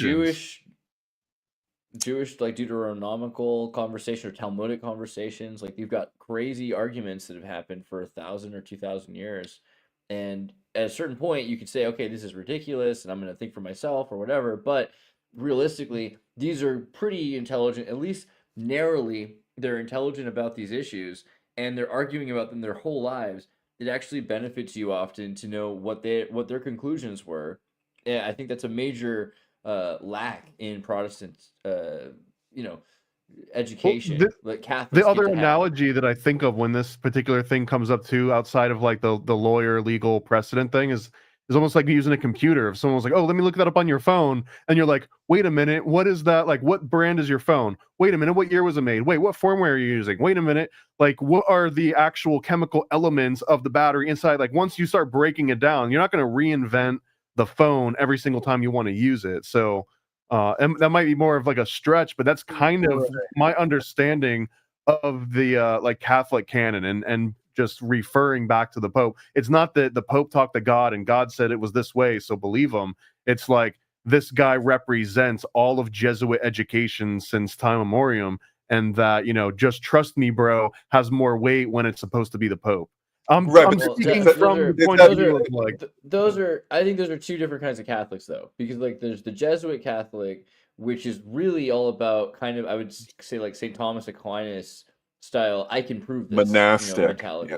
Yeah, but also scholarly. It's like, I can prove this using your Socratic method. I can prove that God is an unmoved mover. I can show you all these things, and I can make it make sense to you, which is a pretty good way to do it. Because you're like, well, then what is energy? I mean, I think the whole New Age movement, the way we look at it, is more to do with the Jesuits than with Aleister Crowley. And I don't mean that in a bad way. I think it's actually, they're maybe both pretty convergent in modern ideology, but in theology. But the Jesuits allowed for a materialistic view of theology. However, before the Jesuits, and still pervasive around them, because the Jesuits are very small. Like, I'm finding more and more in my life, a very, very, very small percentage of the kind of Catholics that live in the world. Most Catholics are far more supernatural or more humanistic, and not really like that kind of scholarly kind of Catholic necessarily. That sounds, but like, even if you're kind of scholarly as a Catholic, Jesuits are to a weird level. And the other kind of Catholic, I think, is from the order that miracles happen. Mary sees you and helps you, and that God is speaking through the Pope, like literally through the Pope, and they don't like to push it too hard. Yeah. There's an issue though, like, because this idea that, like, so the Romans invented grafting, right? So some of the only surviving texts from Judea from 2,000 years ago are the text of Josephus Flavius, as well as apparently the Gospel, Dead Sea Scrolls, and all of that. But there's this idea that's communicated that from like way back when, that the New Testament is grafted onto the Old Testament, right? So like, but at the same time, if you look at like Italy and you look at like all of the way that the churches like were literally like, they would be like, you'd have a church to Apollo, and now they've established it that this is now a Christian church. Like, I see other examples of that even philosophically, where the treatment of what was related to as Apollo and even like Bacchus or something would be then grafted into, or Christianity would be grafted onto that at the same time. So like, that's the weird thing about the Judeo-Christian thing. It's like, depends on where you are in the world, what specific sect. Like, you're talking about the Jesuits, but what are the Jesuits now compared to what Jesuits used to be, or even what some Jesuits still exist compared to other, like all these schools that are Jesuit schools, are they monastic? Like, what are they? Well, so that's what I mean. Like, so Jesuits invented like French education, which became European education, which became worldwide. How schools work, essentially, for the better or for the worse. You know what I mean? It's not like actually. I think Bill, has kind of pointed out like it's a retarded system. It's a system that slows Right. down on purpose for the purpose of trying to get you to a crawl, like he said, so that you have to think slow enough to put together these new thoughts. There's reasons why it exists that way, not to defend it, but it's also not perfect, right? And this is their invention. So I think in a lot of ways that plus liberation theology, which is, hey, you want to serve your Promethean alternative, you want to serve your God through serving man. You serve God, which is this great kind of concept that you're putting something towards this, the greatest thought that a human can have, right, is God. This perfect thing. We've kind of manifested this idea, which is like, if we could imagine but that's perfect never being, God, right? or- The thinker is the thought, and the description's not the described. But yeah, Right. Yeah, I'm almost going from an atheistic perspective, which I'm not an atheist, but like just right. How the atheists treat it. Yeah. Like this is like, it's kind of like if you like a girl or you have a lover, but you're imagining how wonderful they are instead of actually talking to them. Oh, So there you're you go. Yeah. Yeah, which And is so relatable. Yeah, no, thank you, dude. But- That's it. So yeah, go ahead. Oh, Sorry. go ahead. I'll finish after. No, I got too complex a thought. You go ahead. Okay, well, so the consequence of that is that God is like, you don't even love me. You love this idea of me, which is you yourself. So go love each other, like help the poor and the meek, right? Love each other in order that maybe I'll call you. And I think that's kind of what, like we've done. With Right, exactly. And many are Catholicism. called and few are chosen, or Go which work really is on many are yourself. called but few choose.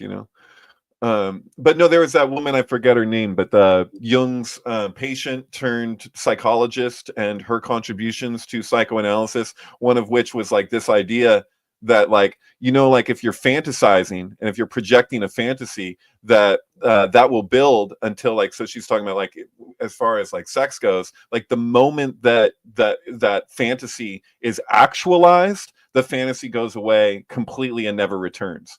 So in religion, because of the nature of sublimation, like there's that old Greek saying, like, sublimate me to the stars, they would acknowledge that they're like, hey, you can get higher and higher and higher into the fantasy. And the idea is as soon as you actualize it, you settled for something. And that's why there's this kind of warning in occultism to reserve one's awe. And you see the same thing with Patanjali, with the neti neti thing. It's like, don't settle for something saying this is that, Like that was kind of the joke with the title of Sri Nisargadatta Maharaj's book, I Am That, was that he never says that, because you can't say that. Or you can say it, but as soon as you have, you've diminished the openness to and the receptivity You can't to what call it yourself possibly cool. could be. Yeah. There's Right. this is maybe a horrible analogy, but this is exactly how I'm hearing this. That happened in Orlando, I think like 5 or 6, maybe not that long ago, like 4 or 5 years ago. This guy answered an ad in Craigslist that he wanted someone to cut off his toes and eat them. Cut them off, fry them in a pan, and eat them in front of him. And he actually finds someone to go over there, and every time they go to actually chop the toes off, he's like, oh, wait a minute. And he's always had these reasons to kind of stop it. But at the exact same time, he's describing how this is his ultimate fantasy. There's nothing that has ever sort of like allured him as much as this particular fantasy.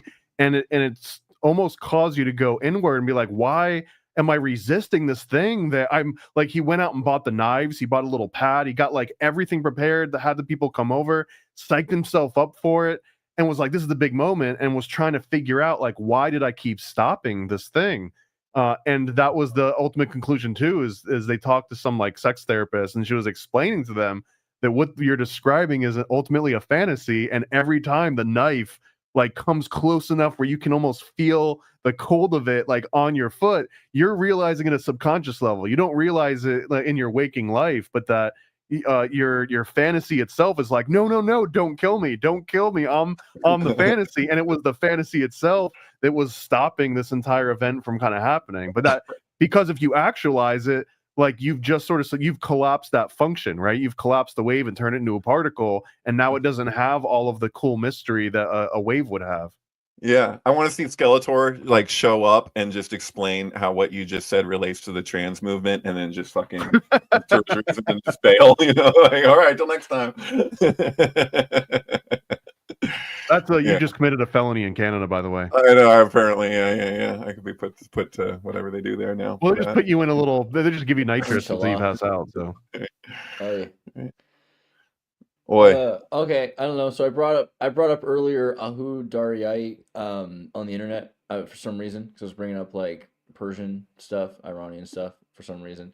I mean, I think it started with like this person getting all upset, and I was thinking about a couple things. But let's get to like, you guys maybe remember this like a couple weeks ago. Or a month ago. They called it gaslit. Yeah. Yeah. So I mean, so clarify: was she like having a mental breakdown, or was that the psyop to discredit something that she was actually... or is Sharia law a mental breakdown? Is I think the question. Right. It's like at a certain point when you have moral police that are like beating women, because you don't like what they're doing, like their clothes. I think maybe there's something wrong with your society. I don't know. I'm sorry. I know that's like really.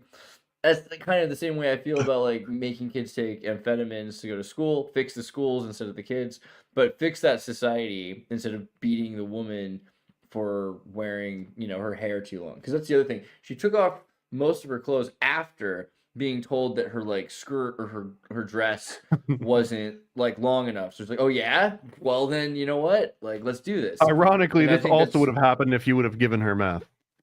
Ironically, sorry, I had to do it. Yeah, ironic. But what do you think about the idea that?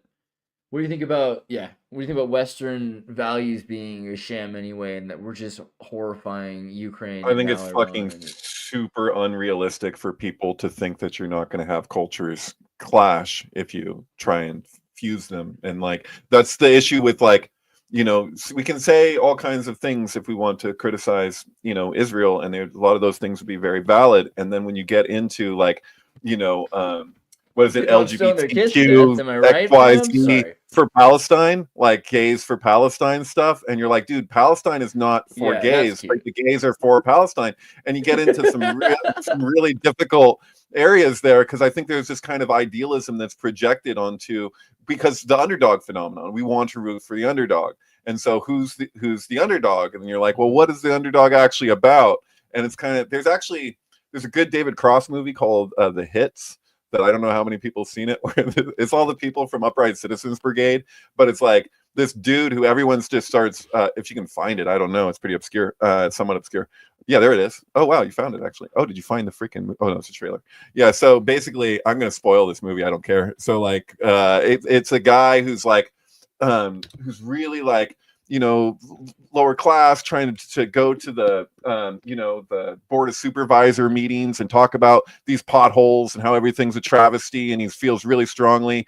And then like people get like, he gets all these liberals' attention to be like, oh, we're gonna, get behind this guy. He's like really like grassroots, like trying to do the right thing. And they bring the media and everything. They're like, just let him be heard. Just let him be heard. And the whole thing kind of culminates to this place where the guy's just like, he's on the spot. He's got the media there. Everyone's paying attention to him. And then all of a sudden he just says the most racist shit you've ever heard about Obama.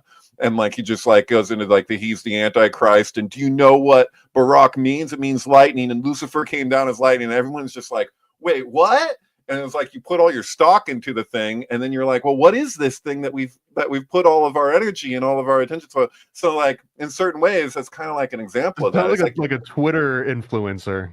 Right. And it doesn't, but both things are true. You can't, the things that he's saying about the bureaucracy and all this stuff in the film are like, those are all true things. Like he's talking about stuff that's messed up. So it's like, it's kind of similar to the Palestine issue where it's like, yeah, you can point that out, but don't act like this is like, just good guys versus bad guys here. This is like a bunch of guys who have all their own flaws in their own ways or whatever. But I think that the other dynamic in this is that now all of a sudden that guy's reprehensibility, like people abhorring that guy's personality and his other thoughts, now tank whatever movement that he was behind. That's what I'm saying. Yeah, this happens all the time with like my favorite example of this one. Do you remember the "Don't Tase Me, Bro" guy? Remember the "Don't Tase Me, Bro" meme? Do you remember what he was asking to get him tased? In the first place? Yeah, he No, was I- asking about no, was it about Guantanamo Bay? No, I forget. No, it was about 9/11. if you can find the clip, Was it? literally like 4 seconds before he gets tased, he's asking John Kerry about his affiliation with the Skull and Bones. Oh, that's right. And as soon as he okay. gets that question out, the security guy starts swearing. Yeah, if you got it, this is Right. Oh, it's been a while. Damn. and it's I'm not like he watching said it. it I like haven't an seen a hour while of before, it. and then this happened. Like literally, it the was like- last thing that he said was asking about Skull and Bones. Oh my God.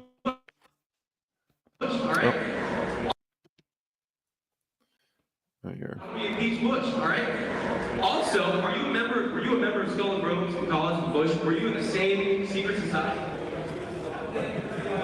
That's all right. Let me answer his question. Excuse me, were you arrested? Whoa. Did he say, let me answer his question? Yeah, John Kerry was like, don't take him away. Oh.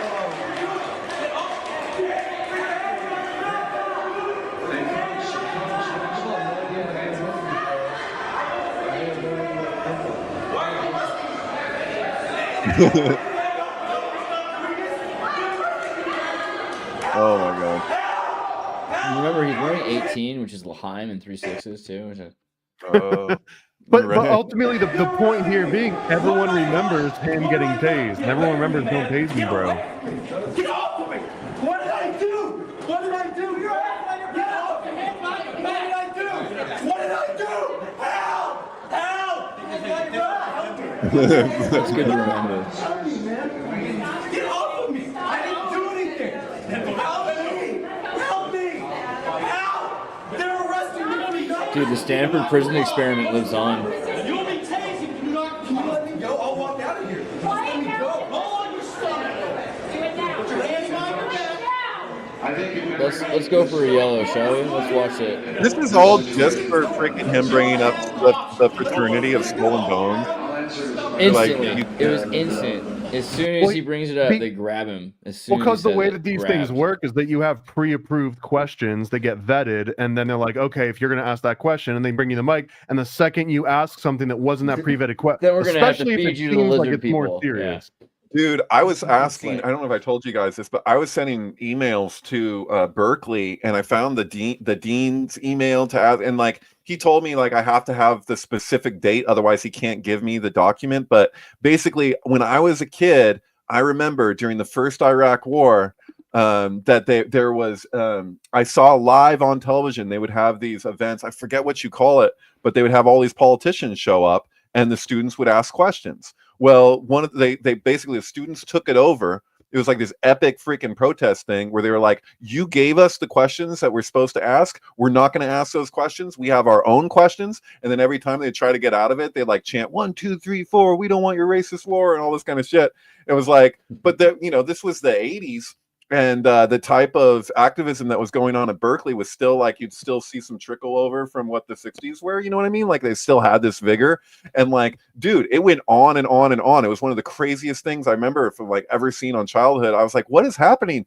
Never heard a mention about it in the news after the fact. Like I can't find anything else on it. I can't find evidence that this ever freaking happened, but it went on and on because it was a live recorded event. And they got politicians, they forced politicians to talk about things about the Iraq War. It was incredible. But like, I would love to find that. I don't know the date that it happened. Yeah. We should look for it. It seems like a thing. I've looked. My point wasn't that we're.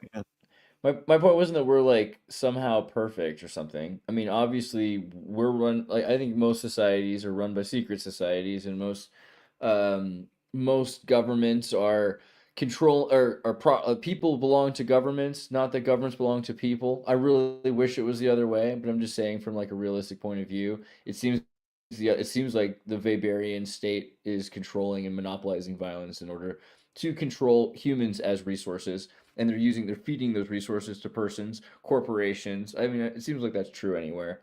But right, that was John Kerry, isn't it? Yeah, it's John Kerry, who is He would have answered that question. He would have talked to me. He would have done what he said, let me answer that question. That's what right. Yeah. What the hell?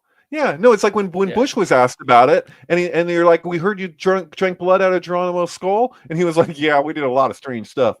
It's like, Yeah, right. it's like, dude, that's all you. Come on, That's whatever. kind of my point, I think, because should we really pretend that it's equivalent? Like our secret societies are equivalent to other secret societies, that our perverse ideologies are equivalent to other perverse ideologies. It seems like maybe, am I wrong? Are we better? And that's the question. Are we not? Are we better?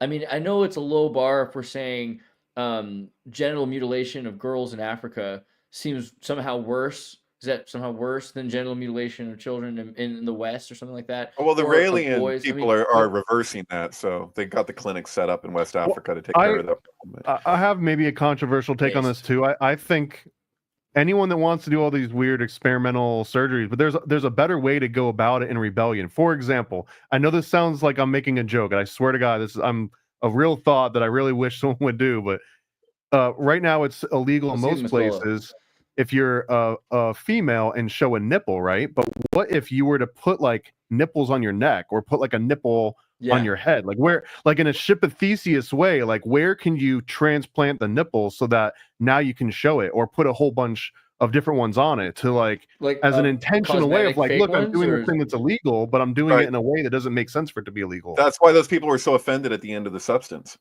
in the crowd. But no, but this is the thing. It's like, this should be, I shouldn't have to say this, but like, you know, adults, if they want to get surgeries to do whatever they want to do, they want to split their tongue, they want to do whatever weird shit, they're welcome to do that. I don't think the taxpayers should pay for it, you know, just because people say, oh, I was born in the wrong body and this is what I need, you know, because then where do you draw the line? The same kind of thing that you're saying about what if you have a nipple on your cheek, you know what I mean? Like, where is the line? And if the line is just, you know, like, yeah, I don't know. Maybe that's where we're headed. I feel like the fact that we're able to I feel this is kind of more proving my point again, that aren't we? Doesn't make, I don't know. I'm not sure. Am I crazy to think that we're a better society because we're able to argue about putting nipples on our faces? That seems like a better thing than we need to be able to have this conversation. Is making things more.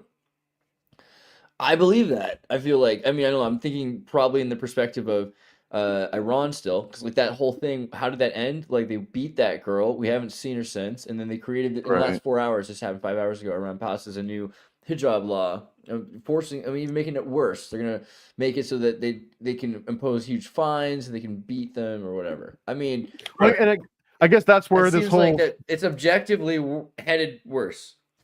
That was where the whole rant, I guess, and the whole tangent came from, is that I was even like, well, wasn't it shown that she had some mental, like she was having a mental episode? But that's kind of the entire premise, is that, oh, if you're refuting what the state says to do, then the next person that does it, it's like, well, I don't want everyone to think that I've got some mental issue. Just like you're not like, well, I'm not going to ask Bush about or Kerry about Skull and Bones. I don't want to look like an idiot that gets tased and turned into a meme, because now you link those two things together as if the shame almost like precedes your opinion. Didn't Luke? What was that was the guy with the Solomon building or whatever, where he talks about them taking that he said to Pool Tower 7, and like Luke, but long before he was on Tim Pool's podcast and all of that, like a young Luke, what's his last name? Guys, you guys know? Rudikowski? Yeah, you know what I'm talking about? When he was like way back when, he called that guy out in front of the crowd. Very similar, very similar to what scene, right? Yeah, exactly. Yeah. And he was like asking about him saying you pulled the freaking thing. Totally. That's a very valid question. He was asking such a valid question. You know, you can see that the guy had a bright future in that moment, because it's just like, dude, somebody had to ask it. He was on record freaking saying that so matter of factly, you know? What the hell? Yeah.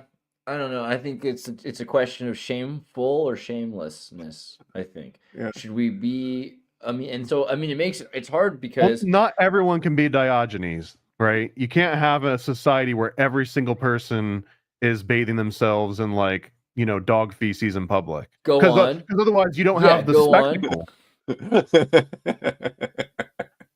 That's why. That's not a good enough reason. I need a better reason.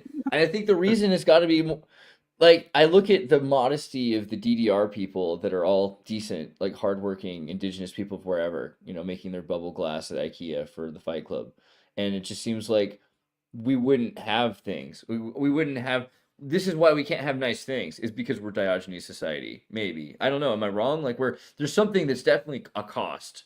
We have a cost to this freedom that we talk about so much, but it might not be a freedom. It's just that we're allowed to have mental episodes. You know, like you said. I'm curious. Yeah, I mean, Diogenes in a mental episode, that was just like his permanent state of being, I assume, would be to an outside observer constantly having a mental episode. But I wonder maybe often what is the delta between Diogenes and, say, Frankfurt Society and critical theory? Like, was Diogenes just a proto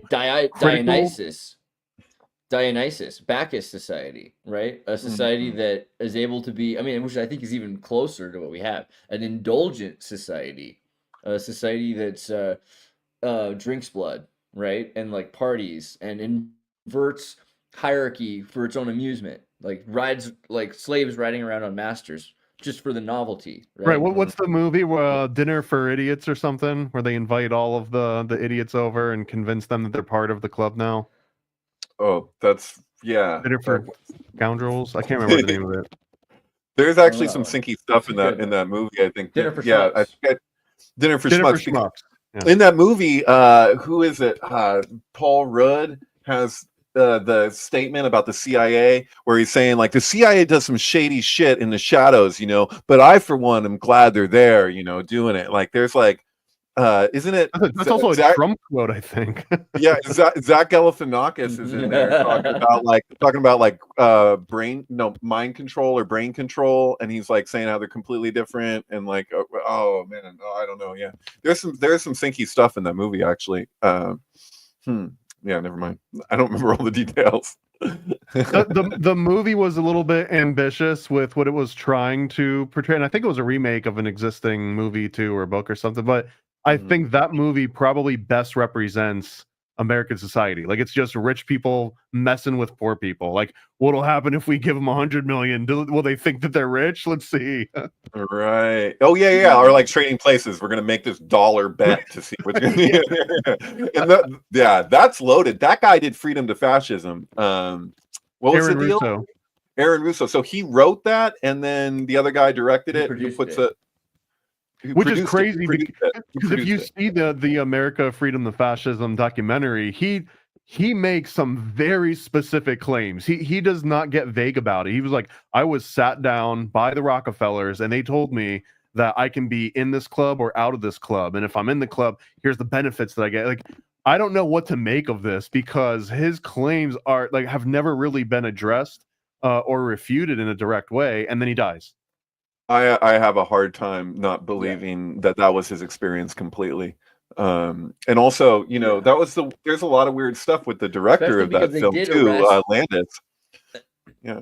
And they arrested several of the key witnesses or, you know, testimonial persons in the Freedom to Fascism documentary, including the IRS agent and several people. They went after all of those people who were in the videos, you know.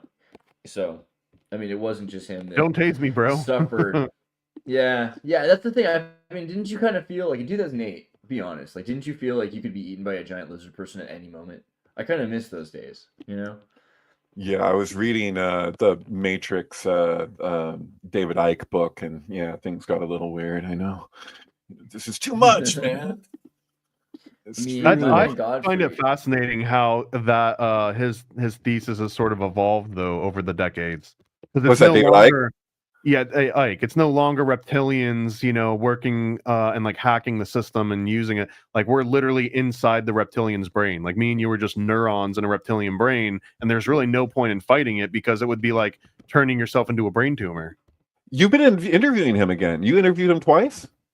2 times? Yeah. I think like 2 or 3 weeks ago, and I specifically wanted to know what changed. Like, did your theory change? Did you back away from one because of? And he kind of explained it. It was like, you know, anyone that has an idea 20 years ago, you're gonna develop on that idea, and that originally he saw it as these outside actors because that was his very first approach. That was the first thing that came to his mind. But over time, he's kind of come around to this what seems like a Neoplatonic, Gnostic almost vision of the world that we're like living in this imperfect place, and that there's really no way to escape being imperfect here, versus that we were this pure thing. He has another one where like there is a perfect Earth that's in like a different frequency or a different dimension than us, and someone basically copied and pasted the Earth, and we're living on that pasted version that has all these inherent flaws. Again, it's just Gnosticism with a lot of extra Sounds like I think. Yeah. So it's probably for the best that I not go on when you go on with him, because I might upset him somehow. But yeah, everyone's always like, ask him about the lizards. Ask about the like, dude. That's what I want to ask him about. I want to ask him about the Lucis Trust and Yeah. the UN and all this other Far more stuff that interested he in was Alice so. Bailey, yeah. Yeah, I would want to ask about Alice Bailey type stuff, but and even Talks beyond about that, turquoise, you know. yeah, that's a really good like fan video is what I call it. I think I sent it to you maybe even a couple times. I don't know if you ever watched that thing that shows like his history with the Lucis Trust and how his original books like were all about that. Like that was like his main focus. And so let's call them what they were really called, was the Lucifer Publishing Company. Originally, yeah. Actually, yeah. I mean, but then they became the Lucis Trust, whatever. It's light, you know. But politically, it didn't work as well. Yeah, I mean, I don't know. We're now talking about David Icke. I mean, I think that the main difference is, what is the main difference between him and Alex Jones? Ayahuasca? That he did ayahuasca, and Alex Jones is like, they're the ones smoking the DMT. Is it like that? Just that divide? Like he's like, oh, actually, consciousness. No, well, I think the divide's actually much wider than that. The divide is mostly that David Icke came out and said that he was Jesus, and when that happened, Alex Jones.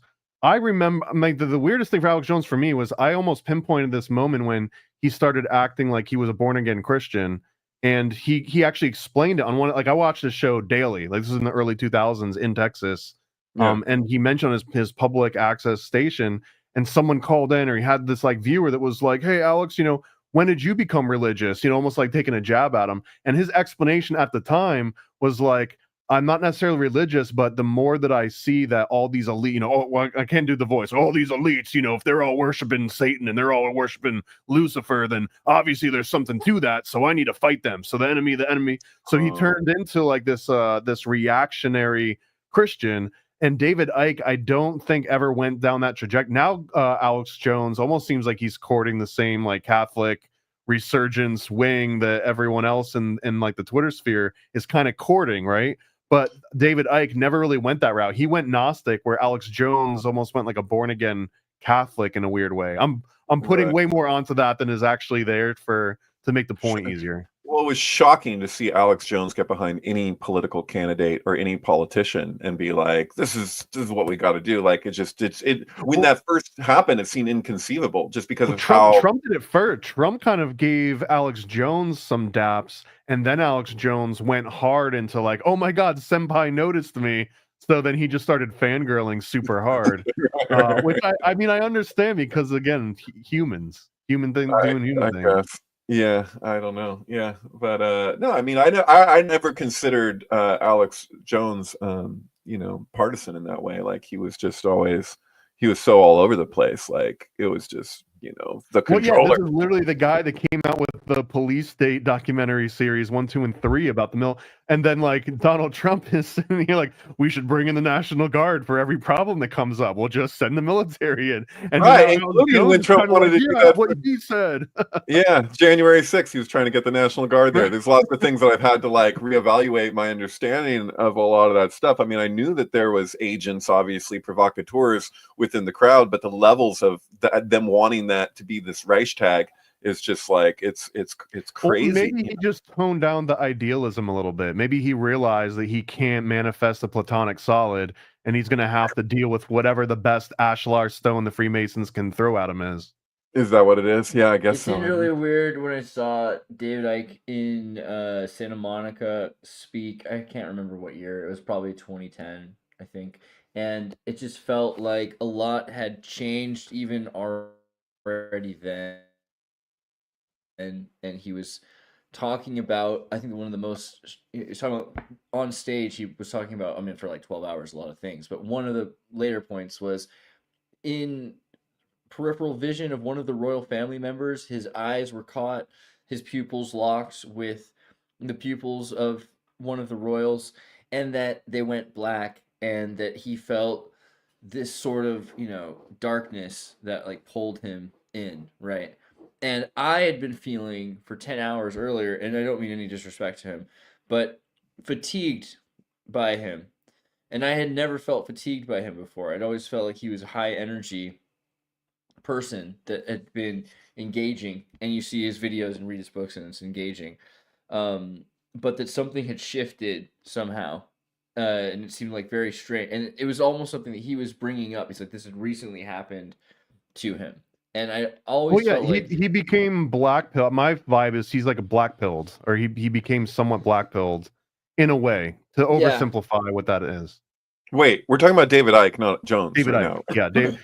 Yeah. But he's like everybody's. Correct. It doesn't matter who it is. It's evil, and it's like I think what he's touching on is just the nature and the pervasiveness of ego. Like ego itself is like this kind of ultimately destructive, like backdoor force. Like it always sneaks in another way. Maybe yours is. Mine's great. My ego is freaking awesome. Depends on what you mean by ego. If by ego you just mean your actual sense of self, like selfness itself, which is how, speaking of Lucis Trust, like how they would put it, or if you're saying the Eckhart Tolle sense with identification with thought forms as being all that you are, so like that investment in like, you know, the projection, like that it's very fragile, just because even if you're correct about something, if you're still relating to a representation and not the thing in itself, as Kant would say, it's going to fall apart. And then it to be so attached to that you see it as like your personhood being threatened. If someone threatens your ideas, like that's dysfunctional. And so I think what David Icke is picking up on, at least, you know, looking at, I follow him on Twitter, you know, I see how he's saying, oh, this person and this person and this person and these,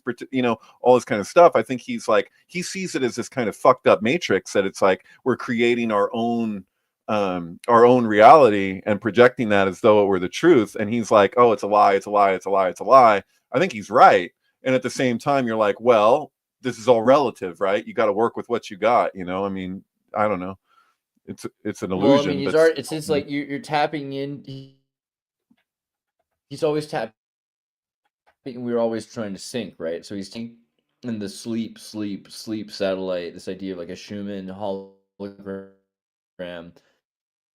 reality that we're experiencing that isn't quite a simulation. It's also a stimulation. There's some sort of physical, parasitic, maybe radio wave demon controlling that reality, right? But it seems like that's also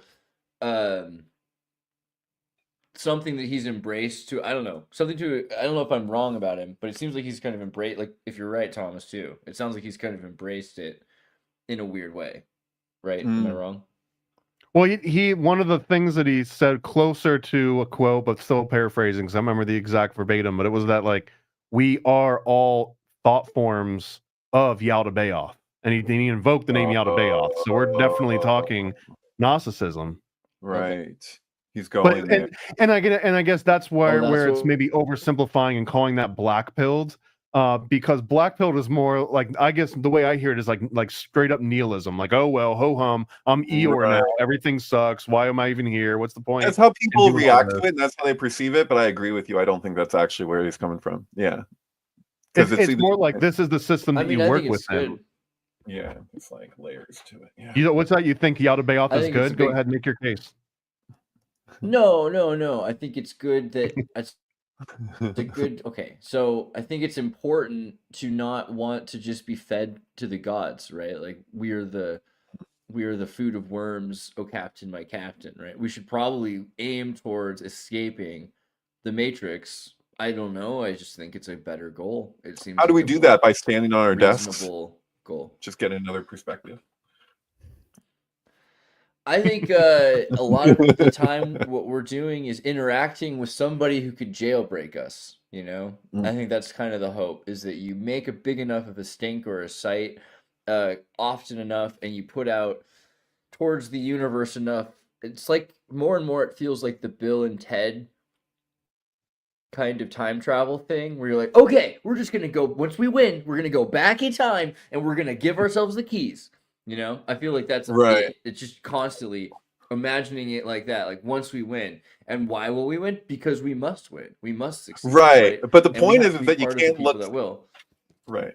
If you're looking to the leader to do it all for you, that's the same thing people do in their relationships. You know what I mean? A lot of the time, where you're attracted to the things in that person that you want to embody, and you think that by you getting with that person that you're somehow magically just going to exude these characteristics that you want to embody. Instead, what often happens is the very things that end up annoying you about that other person are the things that you didn't bring yourself to exude, and now you want to change those things in the other person and bring them to the place where you were before the relationship. It's kind of hard to explain that, but that's what we do with our leaders too. We're like, can you please just end suffering for me? And it's like, that's what I like about like Say What You Will, but like the Maha thing, I'm like, cool, make America healthy again. Well, where does that start? You know, that's very like, you know, be the change you want to see kind of acknowledgement that it's like, no one's gonna like, we need somebody that is in a position of power enough to affect like what if we're being poisoned, to stop us from being poisoned. If something's putting harmful shit in what we're intaking, like, yeah, please help me with that. Yet at the same time, the responsibility doesn't stop there. The responsibility goes to you. So you shouldn't just be looking to somebody to just solve all your freaking problems, which is what politics tends to be for a lot of people. Like, it's like, can you please just fix this for us, you know? How much It's like, fluoride do I personally need to drink per day to fix my problems? Just tell me what the amount is. right, they're gonna take away our fluoride. My toothpaste is going into I'm gonna stir that in here, and okay. There's definitely, yeah. There's a lot of tone deaf people. I've actually literally heard people say that, though. That's the sad thing. There are people that actually are worried about what the world will be like without fluoride in the water. Oh my god! And the yellow 5 and all the Well, crap and fruit loops and whatever the shit. Oh, you guys have speaking about a of week to throwing get over up the on. Jesuit order and turning it on its head, Bavarian Illuminati. I didn't get to bring that up, but that would have been the perfect segue. Is that some of that advocation of shying away from the Jesuits slowing everybody down is exactly what Adam Weishaupt originally had in mind. He grew up. He was ironic, like he was a Jesuit. I mean, by every definition, he was raised by Jesuits, taught in the Jesuit system, taught at a Jesuit school, the earliest professor of canon law and history of Bavaria at that point. So he was kind of as Jesuit as you could be, yet he was also the Hegelian synthesis of being in the Jesuit system, right? So he kind of flips all that on its head and introduces Andreas. You're like, well, I don't want to sound like an atheist. I think that kind of was the default position of Bavarian Illuminati, and a lot of the weird rituals that people are like, oh my God, they had to do these horrible things, and the Knights Templar were worshiping Baphomet. Well, in the Bavarian Illuminati sense, that was just to prove that you were not under this dogma, that you would go and do a silly dance and say a silly thing to a silly statue in this ritual to prove that you were not led around by superstition. So if you want to know more about that, you can get the Illuminati comic at illuminaticomic.com. Oh, you guys have to read it. I'm excited for it. So everybody make sure you get on this. I do want to say, just because you brought that up, that it's kind of an interesting point about Adam Weishaupt is, you know, he's born just before the Jesuit suppression. So he ends up being alive through it and during the time of the Jesuit suppression. So his uncle was the headmaster of Ingolstadt, and while that was happening, the Jesuits get pushed out by the Pope, and his uncle's like, this is the perfect time. You are of age. We'll just bump you into this seat, and you can almost like spearhead this new movement that clearly has just taken place, because the Jesuits had a stranglehold specifically in Bavaria and the rest of Europe for over 2 centuries at that point. Right. And so because the Jesuits weren't allowed to be in a place, all of a sudden this made it important for the Jesuits to have some sort of alternative to the Catholic Church to exist in. How many Jesuits were there their order could, at that time? Anyone in academia, I would assume. Yeah, but I mean, to qualify as a Jesuit, isn't there like, you know, like, isn't that the thing about like all the austerity and everything that's supposed to go into that type of monastic lifestyle? Like, or is it at which point did that? So I mean, I don't know. There would have been about 30,000 Jesuits in. I guess I play fast and loose, but I think of a Jesuit the same as I think of a Floridian. Right at this point, but I mean, at the time of there were definitely actually, you would say, probably triple that or quadruple that of people that were educated by Jesuits all across not only Europe but all over the world, South Right, because America, at this point we're like Asia, Trump, Macau, Martin yeah, like Sheen, Africa, Alec Jones, you know, like all these people. right? They were raised with the schooling, but that doesn't mean that they lived the lifestyle of that was required to just technically be a Jesuit. So I'm saying, like, going back to Weishaupt, like that at that doesn't mean time, that a like, lot of the priests did either, you know. okay, Right. thank you. But Oh, I right, mean, I isn't think that the point that's is, the message of The Sound of Music, is that you can pretty much do whatever you want as oh long my as you just god, have. if I had known, I need to make a song about it and like show it to kids, because if I had known that like if I became a priest I could have just like forgiven myself, if I just thought about that, this is how not smart I actually am, because I probably would have become a priest. So you could have, like, literally imagine it, you never have to get married, you get to just do whatever you want. I mean, it seems like, I mean, it's insane, it's a completely insane lifestyle, but that's not what they tell kids. They make a kid think you're gonna have to be like a good cop, and you're like, well, obviously no, you're gonna be a corrupt cop. If you're a corrupt cop like everybody else, you're gonna love being a Jesuit, yeah. But like the point also is, yeah, all across Paraguay and everything else, you had hundreds of thousands of people that were Jesuit educated, and you needed something else. So this is why I think Freemasonry, through the Bavarian Illuminati, using the Freemasons because they needed a place to meet, you know. So they finance it. Like, hey, what if we, instead of buying new buildings, you know, we just like put our logo on the YMCA and do their floors. You know, Right. Well, we could, or put it's like checkered where floors. like It'd be a cool. company will hire some guy with a long record of being CEOs elsewhere to be on their board, and now everyone's like, oh, well, if he's on board, clearly I need to be on board. Like, I don't want to miss out on this thing. Right. Yeah. So That makes sense. it's like, seems pretty reasonable. Okay, sorry for my little tangent, but Illuminati comic, make sure you go to illuminaticomic.com so you can get this freaking thing. And there's a couple other ones, but in the meantime, just Satanic Panic is coming, and the Titanic is coming, and you should know about these things. Go to paranoidamerican.com, ladies and gentlemen. But also MK Ultrasound 723. This is the MK Ultrasound on the syncbook.com. We looked at that earlier. It's pretty cool because it'll get you to a couple other things. Like, you can watch all of the, we've been talking about this, and we're going to show a few more of them. These are the sync films, and he's doing reviews with Meta Egg sometimes on the channel, so you can watch why an album goes so well with a movie and what's so crazy deep about it. But also, if you look at the profile at the beginning of the page, you can find the art that we looked at earlier that people thought was, you know, a psyop that couldn't have possibly been made by David, and you can see a bunch of it here, and you can order it, which is, you know, No I mean, I one know human you being want could it. have possibly made that. There's no way. Yeah, you'd have to be like pretty schizophrenic. Anyway, yeah, you can definitely buy that. It's worth it. Also, I read a review on this recently. Did you read the review on your I'm sorry, Cassandra, I misunderstood everything predicts 9/11?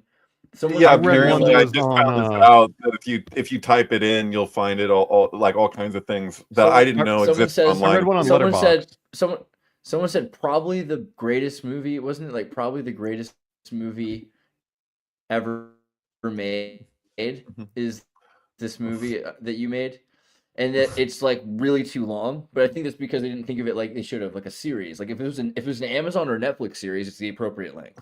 These days, that's a Right. win. It's also You know, when it's you made also it, you were just so ahead of the formatted. time. Every Yeah. part of it is formatted to be the stages of an LSD trip. So it's the length of an LSD trip. It's like 7.5 Yeah. hours long, and the actual every part of it, because there's phases to the LSD trip, so it's made to match that. So it's anyway. Yeah. Yeah, so if you're ready to like open your head to, I'm sorry, Cassandra, I misunderstood everything predicts 9/11, I will once again invite you to check it out. It's pretty great.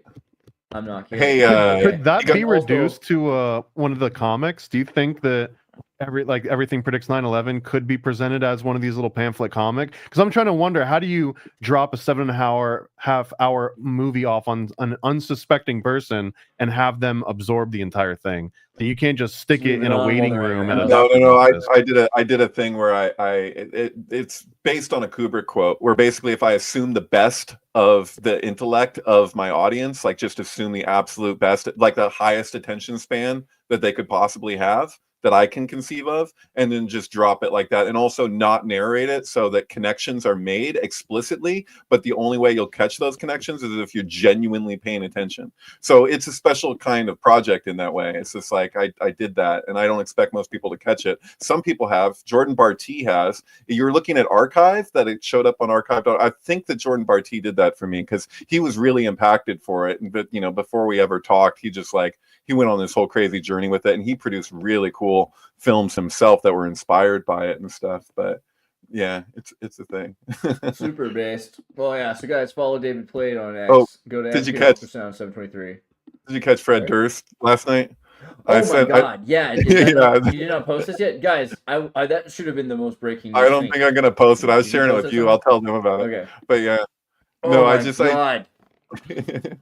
So I got Dude, that's where a we're at. message. Yeah, Fred Durst messaged me just dope and gave it a heart to the Fanatic with Eminem's Marshall Mathers LP2.